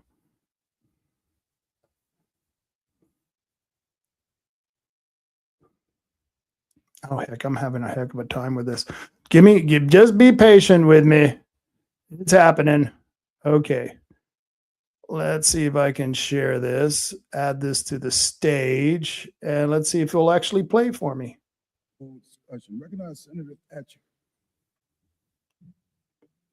Thank you, colleagues. I was not planning on speaking today on this bill. I am not generally, in favor of subsidizing specific businesses with state funding, and I just want to kind of relay some of the things that I'm thinking and why I am opposed. And it's not because of I respect everybody who has spoken so far on this bill and their reasons and motivations. You know, they're unimpeachable. But I just want to speak to the reasons why I'm pushing back a little bit. I'm sure it's going to pass, but I would like permission to read from printed material, please, Mr. Speaker. President. Without objection. Thank you. All right, so many studies, most actually, studies having to do with the economy and sports teams it just doesn't pan out. And there was one in 2024 by Bradbury, Coates, and Humphreys. Well, who are these people? Bradbury is an economics professor of economics in Kennesaw State University, specializing in public economics and sports economics. His research focuses heavily on local economic development policy, especially public financing of sports venues. All right, so we have Dennis Coates also. He's University of Maryland, Baltimore County, professor of economics known for foundational work, evaluating whether sports subsidies generate economic benefits. And Brad Humphreys is a leading scholar in sports economics with research spanning stadium financing, gambling, and labor markets, etc. So what is shown, the most recent study in 2024 by Bradbury, Coates, and Humphreys, there was a comprehensive survey of economic research. This survey summarizes decades of empirical work and concludes that professional sports franchises and venues do not generate measurable positive outcome or economic development for broader regions, and benefits when they exist are localized and small, while public subsidies often fail to produce promised returns. This is one of the strongest and most current economic summaries available. There was an earlier one from the University of Maryland, Baltimore County, by Coates and Humphreys, without Bradbury in there, and it was a working paper on sports facilities and urban development. This widely cited paper finds no evidence of positive economic impact of professional sports teams and facilities on urban economics, let alone statewide economies. It emphasizes that claims of job creation and spending growth are overstated, and that subsidies primarily shift spending within a metro area rather than creating new economic activity. And I was trying to find studies that supported economic, the claims of economic development. They might exist. I was having trouble finding them. I think the Blazers are great. They're Oregon's team. They bring back a lot of nostalgia for many of us who've lived in the state for decades. And if we were just voting on community pride, culture, and had a resolution to, sway the Blazers to stay here and find ways to, I'd be all for that. I'm just not for diverting taxpayer money to this project. And I know there's a lot of other cities out there that want to do that, and that's what we're up against. So it's a tough decision, but I am not in support today. I just wanted to explain the reasons why. Thank you. Thank you, Senator. And so there you go. I know Kim Thatcher. I've known her for quite a while. She put forth a couple of bills that I had crafted for jury nullification of all things, and she supported it wholeheartedly. She introduced it in 2 different sessions, and they failed both times. But Kim Thatcher is a stand-up person. Kim Thatcher is one of the best. Her, Robinson, Noah Robinson, and Diane Lithicum, and of course Dennis Lithicum and Art Robinson when they were in there. All of them were good conservatives. What you just seen with David Brock Smith and the video before this last video was a man selling out his constituents. What you just saw with Kim Thatcher was a woman presenting an intelligent argument against the grift of giving our money, our hard-earned money, to a bunch of wealthy people. and David Brock Smith's brother, of course. I don't think David Brock Smith's brother deserves a damn thing. And so this is one of the reasons I'm blown away that people keep saying that my attack on David Brock Smith is all personal and I'm spreading nothing but mis and disinformation. I just showed you 2 videos of people who gave testimony in the legislature. There is no way I can twist or distort what they said. That's on the record. You can go look it up. David Brock Smith is selling out his rural constituents, and it's not going to get any better if you vote for him to run against Merkley. It's only going to get worse. I want to take on a few of these comments. Jeff P. says, Portland is a shithole. We should build a wall around it. Yeah, I don't think they would let us. Rick Coleman says, DBS is a shithead supporting a shithole city. Yes, that's pretty much it. Steve says, represent your constituents with the power you hold because we elected you or we hold you accountable. And I hope the voters do. The man is running for a higher position. A man who's known to go after his constituents. And I'm going to talk about that in a minute. Steve Nye says, these videos just make us all loathe politicians. Yeah. And believe me, those videos, I pulled out a lot of David Brock Smith and many others giving testimony, telling people that I'm lying about them, but yet I'm able to show their speech on the floor, and yet people are still saying I'm spreading mis and disinformation. It's crazy, man. It's crazy. Roman Rogers says, timber, ranching, farming, and fishery should fund recreation for those that choose to work for it. My grandparents told me that if funded public safety, education, and transportation, open up our resources and put Oregonians back to work, then we can focus on leisure. And I agree with you. This is nothing but the Romans. What do they give you? Gladiator games and bread. That's what they're doing. They're giving you gladiators and bread as Antifa and BLM are ripping apart the city. And what is David Brock Smith doing? Taking your money and giving it to those people. Claiming, while simultaneously claiming that he's working for rural America. I'll prove a little more here. This is David Brock Smith and Tina Kotek. This is an AI-generated photo, so I don't get sued. David loves to threaten to sue me all the time. He's sent me one at least cease and desist letter, and I wiped my butt with it and laughed at him. But this is Tina Kotek and David in an AI-generated photo in front of Black Lives Matter. Why would they be in front of Black Lives Matter? Because they support Black Lives Matter and they support Antifa and the riots that were going on. You don't believe me? Well, let me prove it to you. So this is a bill. This is Bill HB 3273. This passed, I believe it was in 21. But Christine Drazan and Senator David Brock Smith voted to ban the publication of criminal mugshots. As you can see right there, I've got their name circled. Even Boomer Wright voted against them showing their faces. Now, why is this important?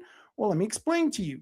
During the 2020 riots, we had people from our hospitals, from our fire stations, teachers, and other people who worked at our public schools, people who worked off the tax dollars, driving up to Portland on the weekend to go riot and loot in Portland, causing all kinds of problems, getting arrested. And thank goodness at the time we could get their mugshot. And we were able to figure out who these people were who were working in our hospitals. This is why I don't go to Coos Bay Area Hospital. You've got a bunch of crazy leftists. And they sent death threats against me when I was putting their mugshots out, telling everybody these people are working at the hospital. When I was putting out mugshots, this person works for the school. This person volunteers for the fire department. I was putting that information out. I was getting death threats. And this is why I don't even go to the hospital here, because I don't want some crazy blue-haired tattooed face lady putting some kind of poison into my body. This is ridiculous. So David Brock Smith supports the leftists. He voted to hide and cover up the criminals of Portland. If you're going to vote for this man, give me a damn good reason, but don't tell me I'm lying about him. This is on the record. This is on the record. And I'm going to make another argument here. You see this guy right here?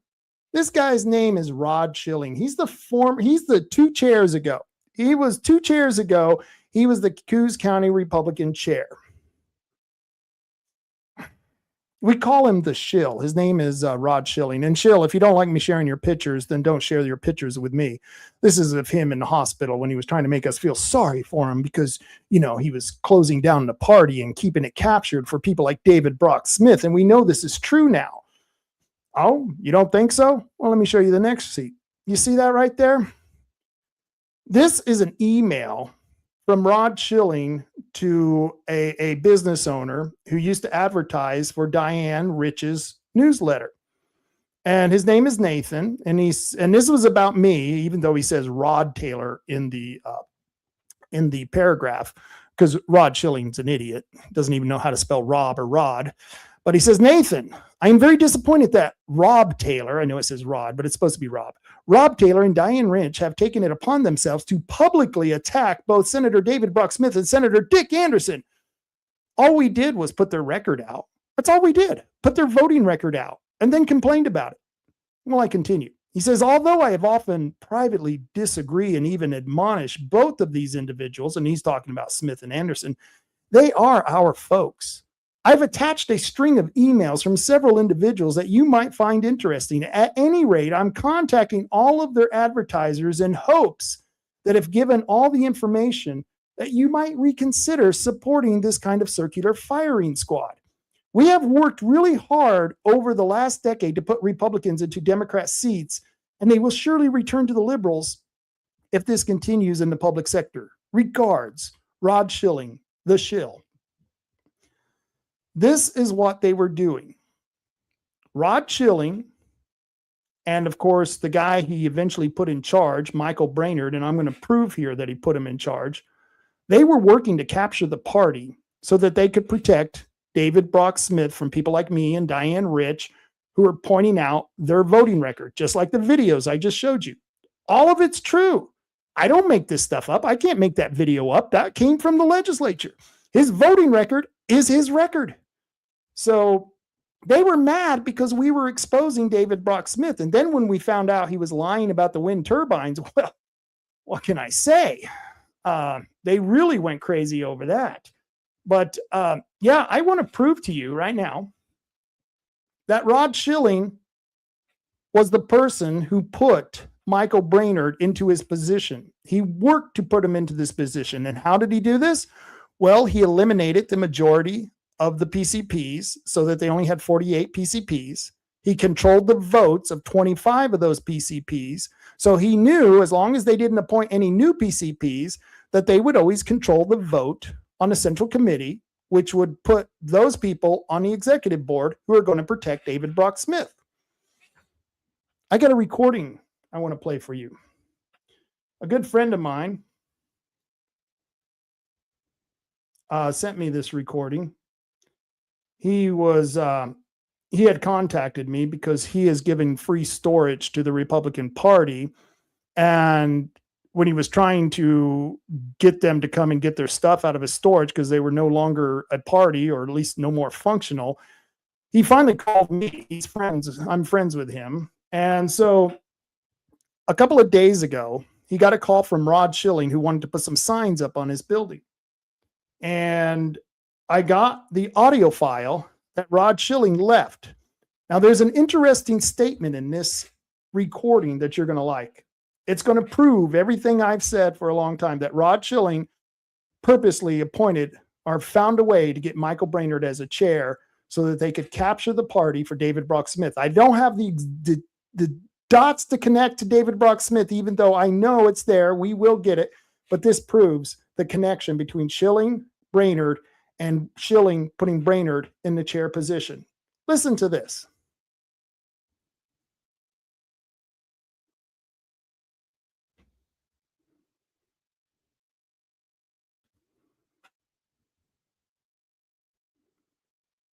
Hey, Vern, it's Rod Schilling. The county party here has kind of been taken over by a bunch of yahoos. After I stepped down, the kid I got in there wasn't really strong enough to keep it. But at any rate, I wanted to talk to you about the storage unit, and if you were ready to get out from under your commitment there, this would probably be a good time if you want to work with those folks. That's a possibility too. So let me play that first part for you again. This is the most important part. Hey, Vern, it's Rob showing the county party here has kind of been taken over by a bunch of yahoos. After I stepped down, the kid I got in there wasn't really strong enough to keep it. But at any rate, the kid he put in there, see, he doesn't even respect Michael Brainerd enough to call him a man. He calls Michael a kid, just like he called Chris Castleman a boy. Chris is not a boy, and Rod, I'm willing to bet if we had to go to town, Chris Castleman could beat and whoop your ass on his worst day, your best. And I would place a C note on that. But that recording right there, that once again shows you that they were capturing that party.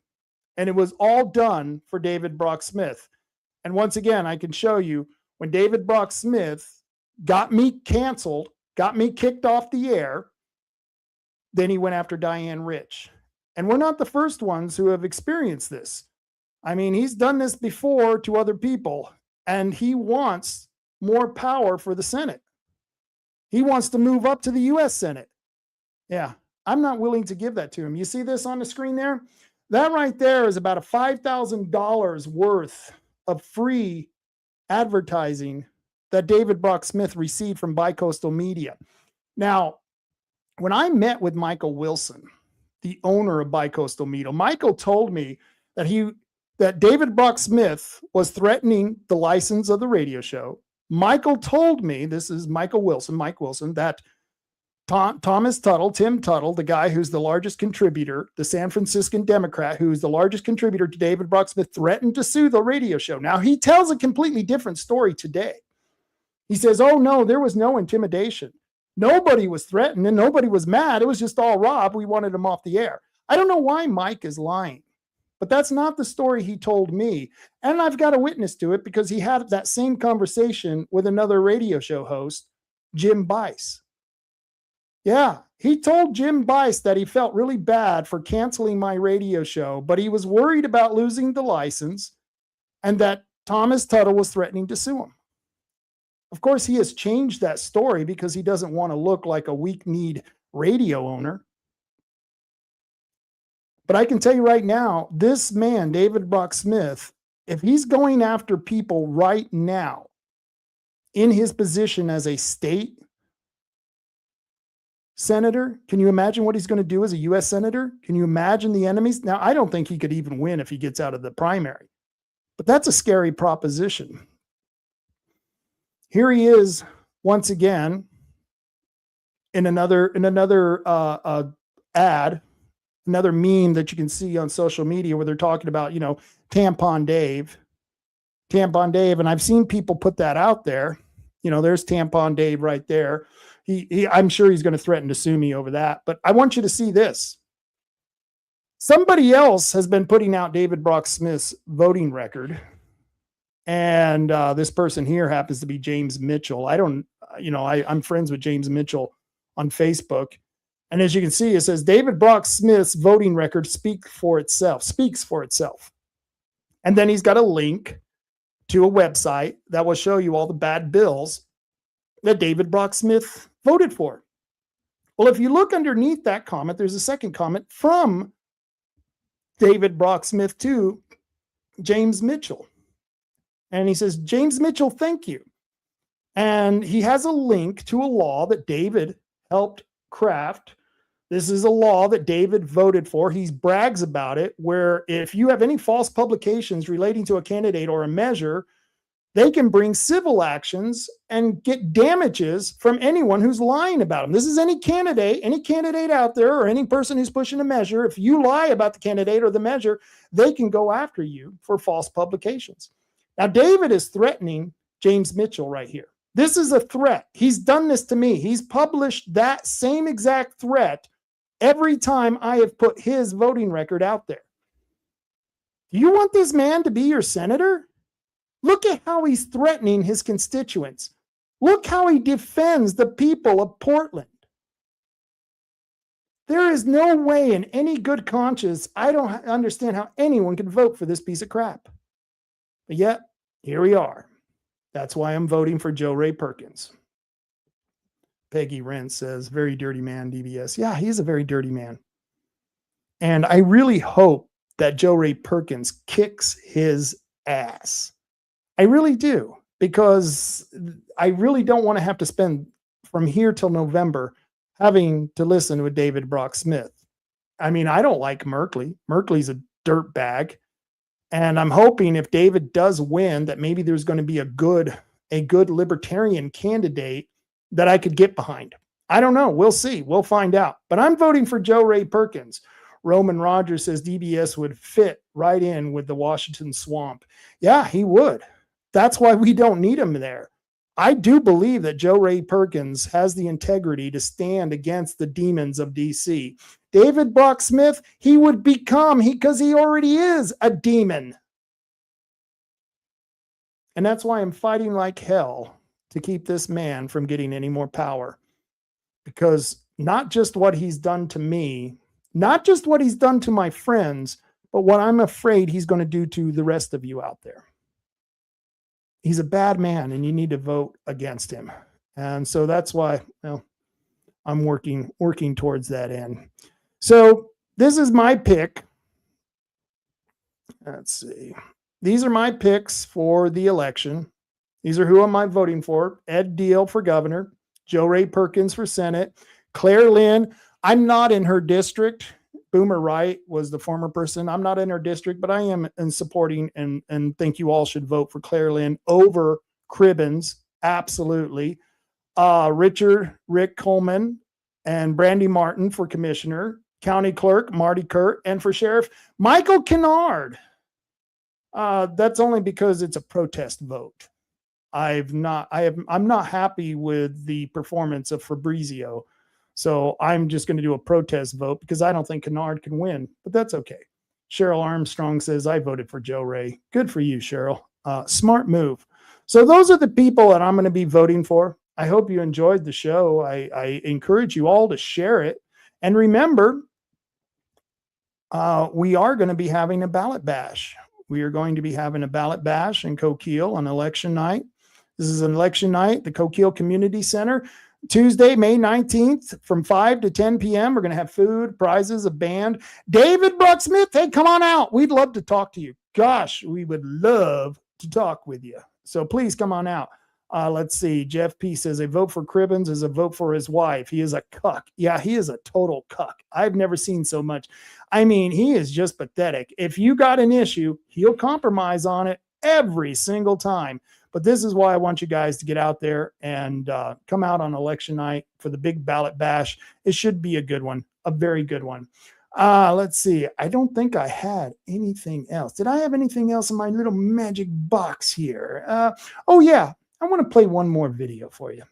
I just want to play one more video for you and see what you think.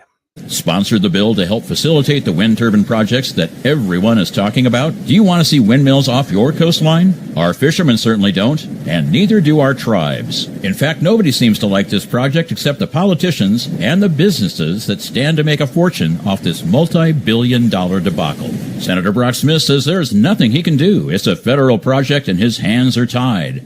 Imagine that, the masked man who stood before the Speaker of the House, Tina Kotek, and gushed with pride at having moved this project forward, and then later told us he did his best to kill it.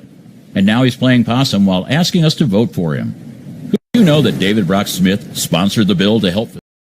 So there you go. Just another one of those David Brock Smith commercials. Once again, I'll be accused of spreading mis and disinformation, but it's right there on the record. Go look it up for yourself. Prove me wrong. I dare you. So today, I should have mentioned this earlier. Wow, why is that so big? Why is that just really huge? Well, let me take that off there. Let me remove. But right now, if you want to go sign the petitions, we got several petitions going around. One to claw back where the state has gotten away from the federal exemptions for your federal income tax. We've got that petition. you got to go to the headquarters. The Republican headquarters in Newmark Plaza on Broadway in Newmark under Suite F, F for Fockers, from 2 to 6, Monday through Friday. Right now, it's either Elmer or Carol are there right now. I'll be there tomorrow and Wednesday. And for all of you people who have a problem with me, please come by the headquarters and talk with me anytime. As long as you're willing to have a civilized talk, I'm more than happy to speak with you on any subject. So 2 to 6 all week long. I'll be there Tuesday and Wednesday. Marty's going to be there Thursday and Friday.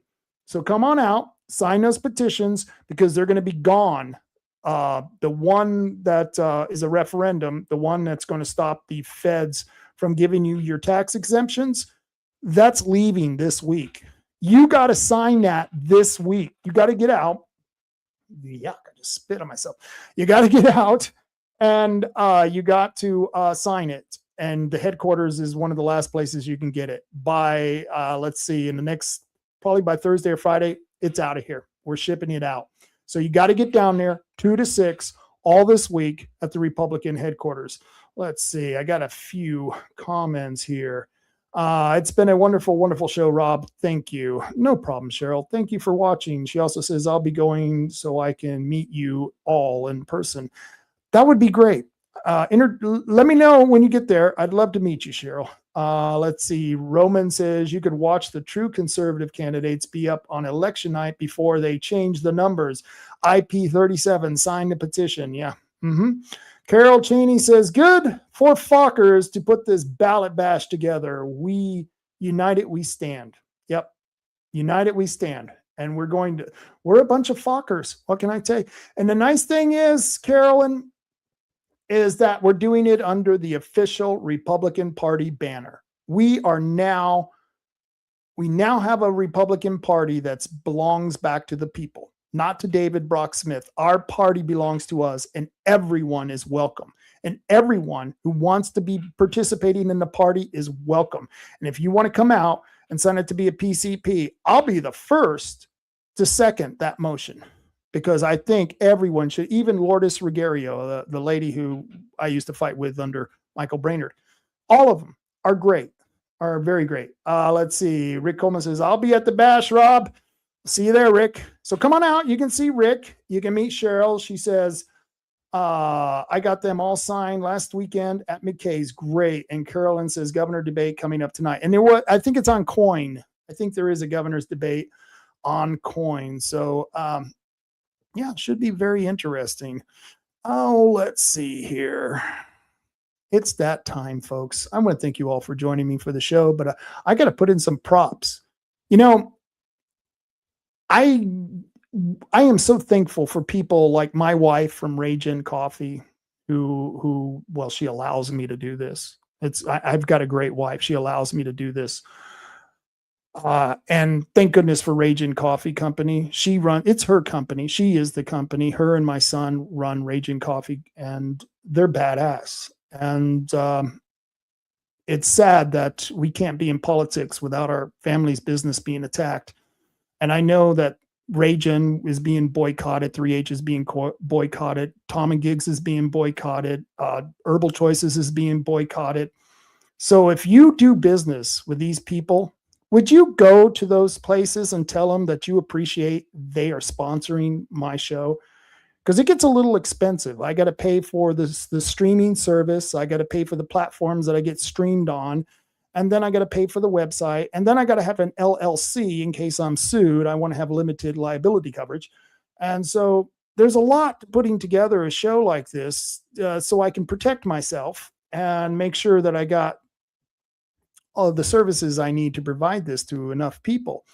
And so companies like Matt Holman and the Holman family who sponsor me, they have been a huge benefit. And they were on the radio for many years. And I know they take a lot of grief for being my sponsors. And I don't think they know how much I appreciate what they do and what they've done for it. So please, if you can, help these businesses out. 3H Tree Service, you can find them at 541-294-1800 on Facebook. Great group of people. I highly recommend 3H Tree Service. They're licensed and bonded. Also, Tom and Gigs, 135 South Shoneman Street in Coos Bay. You can call them at 541-888-4660. Tom Tim and Shanna, they're the owners of Tom and Gigs, friends of mine, great people. They need your support because they're being boycotted by the leftist freaks of this county, all because they support conservative values and conservative groups. They support groups like the Fockers and the Coos County Republicans and of course this show. So give them props if you can. And I mean, Tom and Gigs, they're great. They got lift kits, performance accessories. They're in the Empire neighborhood behind the car wash, and you can get drones. You can get a lot of these RC cars. That's right. Tom and Gigs for all your RC needs. The Hero copters. They've got some planes. And of course, you can purchase some tannerite there, but you have to be 18 years of older and they will ask you for an ID. So once again, Tom and Gigs, great place. Thank you for their sponsorship. Herbal Choices, they're the herbal dispensary of my choice. I've known the owner for years. Once again, going back to my radio show days, he was a big sponsor. And you can find out more about the Herbal Choices on the herbalchoices.com website. Very good people. Him and his wife, Rosa, wonderful people. That's Jim and Rosa, the owners of Herbal Choices. And I appreciate what they've done to help sponsor the show and to promote conservative values. That's a good thing. They have 5 locations: Charleston, Coos Bay, Bandon, Breedsport, and North Bend for all your herbal needs. And of course, abstinence. I'm still selling abstinence. You need some? I got some. Send me a letter. I'll send you some in an envelope. Abstinence. It's the right thing to do when you're not sure which choice to make. Abstinence. And of course, Oregon Firearms Federation. They're not my sponsors, but they're my friends, and I highly respect them. Kevin Starrett. Yeah, boy, he's having a hell of a time dealing with these Republicans. But if you want to find out more about the Oregon Firearms Association, go to OregonFirearms.org and sign up for their newsletter because he's very astute about what's going on. They're not my sponsors, but I want to let people know they exist. The Bandon Gun Club. If you want to hone in your shooting skills and you're in Bandon, look for the BandonGunClub.org. Or if you're in the county, want to go to a Taiga Sports Park and sight in your rifle, you can find out more at TaigaSportsPark.org. And of course, the Neighborhood Watch Facebook group. It's more than just a Facebook group. It was funny this past weekend. I was out mowing my lawn. And as I was mowing my lawn, one of the local drug derelicts, homeless guy, was riding by, and he had 2 of my signs, my political signs. He had a Danielle Bethel sign and he had an Ed Deal sign. And of course, I'm mowing the lawn and I'm watching this guy ride by and I'm all, hey, those are my signs. What are you doing with my signs? And he said something and he kept riding. And of course, I'm yelling at him and the neighbors are looking at me like I'm crazy. It was Drunk Dave. We got a guy here named Drunk Dave. And so I chased him down. I chased him down to the store. And after berating him, and of course I would have just beat him to death, but there were too many witnesses. I'm just joking. That's a lie. I wouldn't have beaten anyone to death. That's what I wanted to do. I really just wanted to beat the hell out of this guy. Drunk Dave. Go kill yourself, guy. But I got my signs back and I berated him because he deserved to be berated. And it frustrates the hell out of me that you do all this work to try to get people elected. And then you got some homeless bum like that just destroying the work you do. Well, don't worry. He got a nice talking to from the local police, and hopefully he won't have that problem again. And if he does, hopefully it won't be dark where there are no witnesses. Yeah, maybe that could happen. But yeah, I don't know what's the matter with some of these people, but I'm getting sick of it. And so that's why this group is a very important group, because they're always talking about the crimes that are going on everywhere. And if you want to know about your neighborhood and what's going on, check it out on Facebook, the Coos County Neighborhood Watch. And of course, the Coos County Citizen Council, that's Chris Castleman's group. I believe he's still doing the podcast at 6:30 live, 6 o'clock live every Wednesday. So check it out. Very good stuff. Very good stuff happening. And that's pretty much all I had. Let's see here. Peggy says, we have and will continue to support your wife's coffee, 3H and T&G. Always. Love you, Peggy. Thank you very much. And I'll tell you what, I don't care what your politics is. All of those businesses, Raygen Coffee, Tom and Gigs, 3H Tree Service, Herbal Choices.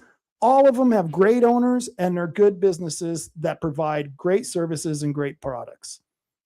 What can I say? That's all you really need. And I want to thank you all for joining me. Join me for the Friday night rant. And because it's election season, I'm going to try to get a couple of those politicians on here to see if they're actually got the balls to come on and rant about what's going on. I don't know. What do you think? You think they have the balls to do it? I don't think they do, but we'll see.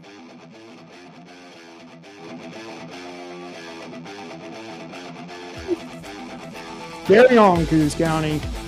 Carry on.